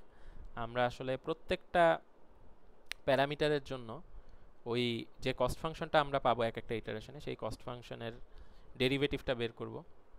সেই ডেরিভেটিভটা থেকে আমরা আসলে একটা ডিরেকশন পাবো যে কোন দিকে গেলে আমার আসলে অপটিমাম ভ্যালুটা আমরা পেতে পারি। ঠিক আছে, ওই পার্টিকুলার প্যারামিটারের অপটিমাম ভ্যালুটা আমরা পেতে পারি। তো সেই ডিরেকশনে আমরা একটা স্টেপ নিব। এভাবে এরপর আবারও আমরা ভ্যালুগুলোকে আপডেট করে নতুন প্রেডিকশন দিব, নতুন কস্ট আসবে, সেই কস্ট ফাংশনকে আবারও আমরা ডেরিভেটিভ বের করব, সেটার উপর বেস করে আবার নতুন আরেকটা স্টেপ নিব। এভাবে আমরা ইভেন্চুয়ালি যে অপটিমাম পজিশন সেখানে পৌঁছানোর চেষ্টা করি। একটা প্যারামিটারের জন্য দেখানো হয়েছে, এখানে মাল্টিপল প্যারামিটারের জন্য দেখানো হয়েছে, এই আর কি। তো আপনারা আগে দেখেছিলেন যে যখন আসলে পজিটিভ স্লোপ পাই আমরা, তখন হচ্ছে আমরা বেসিক্যালি থিটার ভ্যালু যদি আমরা তখন কমাই, মানে এই দিকে নিয়ে যাই, তখন আমি মানে মিনিমার দিকে পৌঁছাতে পারি। ঠিক আছে, আর যখন নেগেটিভ স্লোপ পাই তখন আমাদের থিটার ভ্যালুটাকে বাড়াতে হবে to get to the minimum. তো এই কারণে আমাদের ইভেন্চুয়ালি আসলে ওল্ড যে প্যারামিটার ভ্যালু সেটা থেকে নতুন যে প্যারামিটার ভ্যালু সেটাকে মানে সেটাকে মিনিমার দিকে নেওয়ার জন্য, সেটাকে মানে এর লস ওভারঅল কস্টটাকে কমানোর জন্য আমাদের আসলে হোল জিনিসটাকে বিয়োগ করতে হয়। ঠিক আছে, অ্যান্ড অবভিয়াসলি হোল জিনিসটা বলতে যে ডেরিভেটিভটার সাম স্কেলড ভার্সন, সেটাকে আমাদের বিয়োগ করতে হয়। আর অবভিয়াসলি এখানে একটা লার্নিং রেট আছে, এই লার্নিং রেটটাকে টিউন করে আমরা আসলে কত দ্রুত লার্ন করব, কত দ্রুত আসলে অপটিমাইজেশনটা করব, সেই জিনিসটা টিউন করে থাকি। এটা লার্নিং রেট বেশি হলে কি হতে পারে, কম হলে কি হতে পারে, এই জিনিসগুলো আমরা আগের লেকচারে দেখেছিলাম। তো এই গ্রেডিয়েন্ট ডিসেন্টের রিভিউটা আসলে আগে এক্সপ্লিসিটলি ভালোভাবে কভার করা হয়েছে, ওটা দেখলে বুঝতে পারবেন।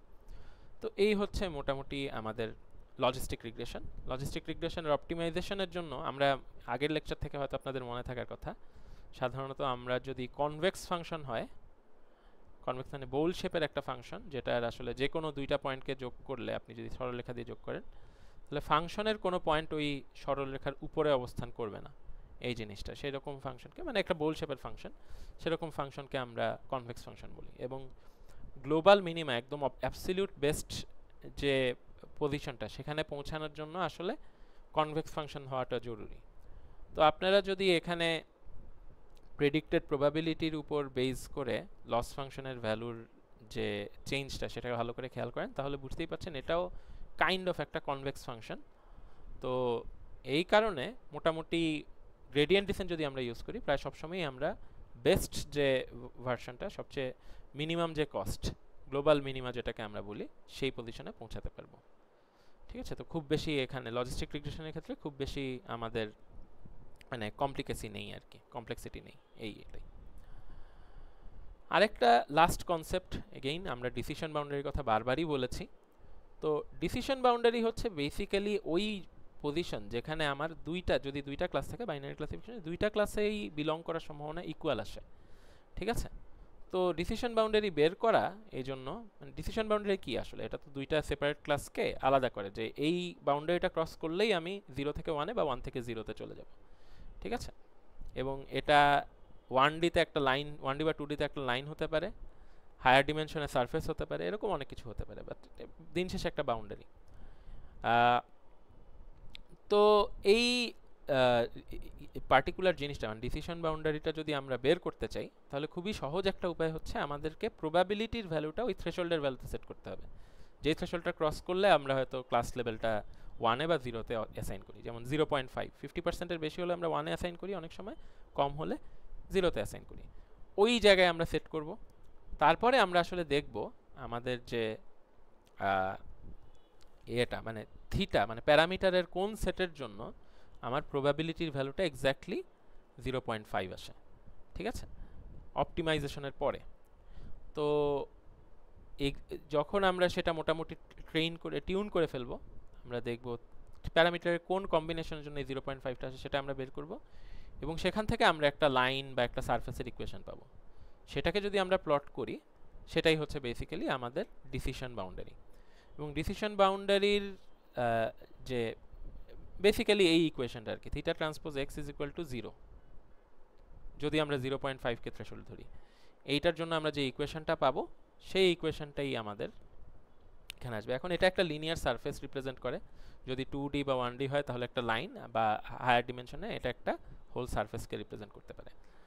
তো যদি এর থ্রেশহোল্ড চেঞ্জ করেন তখন এটা বেসিক্যালি এই ভ্যালুটা একটু চেঞ্জ হবে, এটাই। তো এই ডিসিশন বাউন্ডারির কনসেপ্টটা আসলে খুবই ইম্পর্ট্যান্ট, কারণ আমরা আসলে ক্লাসগুলোকে কীভাবে ডিভাইড করছি, কিভাবে আমরা আলাদা করছি, কতটুকু আসলে এদের মধ্যে মানে ওভারল্যাপ আছে, এই জিনিসগুলো বুঝতে চেষ্টা করলে ক্লাসিফিকেশনে অনেক সময় আমরা ডিসিশন বাউন্ডারিটা দেখি, বা ওভারফিট হয়েছে নাকি আন্ডারফিট হয়েছে, ওভারফিট হয়েছে কিনা, বেশি কমপ্লেক্স হয়ে গেছে কিনা মডেল, রিগ্রেশন লাইন তো নেই এখানে, তো এখানে ডিসিশন বাউন্ডারি সেই কাজটা করে। এই জন্য ডিসিশন বাউন্ডারির কনসেপ্টটা ইম্পর্ট্যান্ট, এবং আপনারা যদি ডিসিশন বাউন্ডারি প্লট করতে চান তো আপনারা ওই কাজটা করতে পারেন, যে ওই যে অ্যাক্টিভেশনের ভ্যালু 0টা সেট করবেন, এবং মানে টিউনড প্যারামিটারগুলোকে তখন মানে θ0 প্লাস θ1 x1 প্লাস θ2 x2 যদি দুইটা প্যারামিটার থাকে, এই ভ্যালুটা সমান 0 প্লট করবেন, তাহলে আপনারা এখান থেকে একটা ইকুয়েশন পেয়ে যাবেন। ওই ইকুয়েশনটা থেকে আপনারা ইকুয়েশনের স্লোপ এবং ইন্টারসেপ্ট বের করে ইকুয়েশন ওই যে আপনাদের একটা স্ট্রেট লাইন পাবেন, সেই স্ট্রেট লাইনটা প্লট করলেই আপনার ডিসিশন বাউন্ডারিটা পেয়ে যাবেন, যেটা আমরা এখানে পেয়েছি। ঠিক আছে, এখানে দেখেন x2টা basically y axis, y is equal to mx plus c ফরম্যাটে আমরা একটা ইকুয়েশন পেয়ে গেছি, সেটা প্লট করে আমরা খেয়াল করলেই বুঝতে পারবেন ডিসিশন বাউন্ডারিটা এখানে পেয়ে গেছি।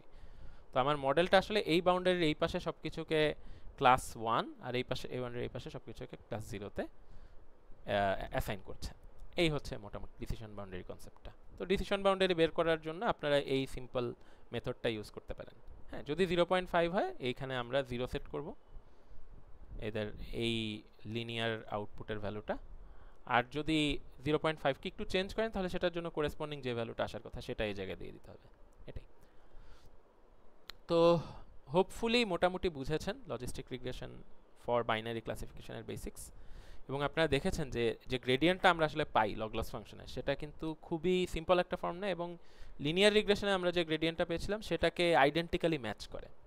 এখন আমি আপনাদেরকে যে ইয়েটা মানে প্রুফটা সেটা কিন্তু দেখাইনি। তো যাই হোক, এটা আসলে যেটা বলেছিলাম তখন এটা কোনো কোইন্সিডেন্স না, লিনিয়ার আর লজিস্টিক রিগ্রেশন দুইটাই হচ্ছে জেনারেলাইজড লিনিয়ার মডেলের এক্সাম্পল। তো দুইটাই আসলে লিনিয়ারিটির কনসেপ্টটাকেই এক্সটেন্ড করে। সো এরপরেও যদি আপনারা আসলে দেখতে চান মানে প্রুফটা কি, তো আপনারা এই লিঙ্কে যেতে পারেন, এখানে গেলে আপনারা ম্যাথমেটিক্যাল ডেরিভেশনটা পাবেন, এবং এর পাশাপাশি লগ লস যে আসলে একটা কনভেক্স ফাংশন সেটারও ম্যাথমেটিক্যাল প্রুফ আপনারা এই লিঙ্কে পেয়ে যাবেন। খুবই চমৎকার দুটা ডেরিভেশন আপনারা এখানে পেয়ে যাবেন আর কি, যদি আপনাদের ম্যাথমেটিক্যালি মানে এই জিনিসটার ম্যাথের আরও ডিপে যাওয়ার ইচ্ছা থাকে। তো ধন্যবাদ। আমরা এর পরের লেকচারে আসলে মাল্টি ক্লাস ক্লাসিফিকেশন এবং এরপরে আবার মাল্টি লেভেল ক্লাসিফিকেশন এই জিনিসগুলো কভার করব। বাট ফর নাও আমাদের বাইনারি ক্লাসিফিকেশন পোর্শনটা আশা করি মোটামুটি বুঝতে পেরেছেন। এরপর যদি এটা বুঝে থাকেন তাহলে পরের কনসেপ্টগুলো মোটামুটি সহজ, এরপর আর খুব বেশি আমাদের কাঠখড় পোড়াতে হবে না আর কি। ঠিক আছে, লজিস্টিক রিগ্রেশনের যে লেকচারটা এটা খুবই ইম্পর্টেন্ট এই কারণে, একে তো এটা লজিস্টিক রিগ্রেশন ইটসেলফ একটা খুবই widely used machine learning algorithm, but তার চেয়েও বড় কথা লজিস্টিক রিগ্রেশনের যে বেসিকটা একদম ফান্ডামেন্টাল যে লজিস্টিক রিগ্রেশনের ইউনিট যেটা আমরা শুরুতে দেখেছিলাম এখানে, এই যে এটা এই ইউনিটটা আমরা যদি সবগুলোকে একটু ইরেজ করি, এই যে ইউনিটটা আসলে আমাদের এই ইউনিটের এই পোর্শনটুকু আমরা বলতে পারি যে মোটামুটি এই পোর্শনটুকু হচ্ছে আমরা পরে দেখব ডিপ লার্নিং এর বা নিউরাল নেটওয়ার্কের যে ফান্ডামেন্টাল ইউনিট সেটা এখান থেকে আসে। ঠিক আছে, এবং ডিপ লার্নিং কিন্তু আমাদের সিভিলাইজেশনকেই অনেকটা রিভলিউশনাইজ করেছে। আমাদের এই কোর্সেরও মেইন টার্গেট হচ্ছে ইভেন্চুয়ালি আমরা ডিপ লার্নিংয়ে ডেলভ ইন করব এবং জিনিসগুলো বুঝবো। তো ডিপ লার্নিং বুঝতে হলে আপনাকে আসলে লজিস্টিক রিগ্রেশনের এই যে স্টেপগুলো সেগুলো ভালো করে বুঝতে হবে, এবং হোপফুলি আসলে এই লেকচারটা দেখে থাকলে আপনারা বুঝেছেন। তো থ্যাংক ইউ। আমরা নেক্সট পার্ট অফ দিস লেকচারে আমরা তাহলে দেখা হবে।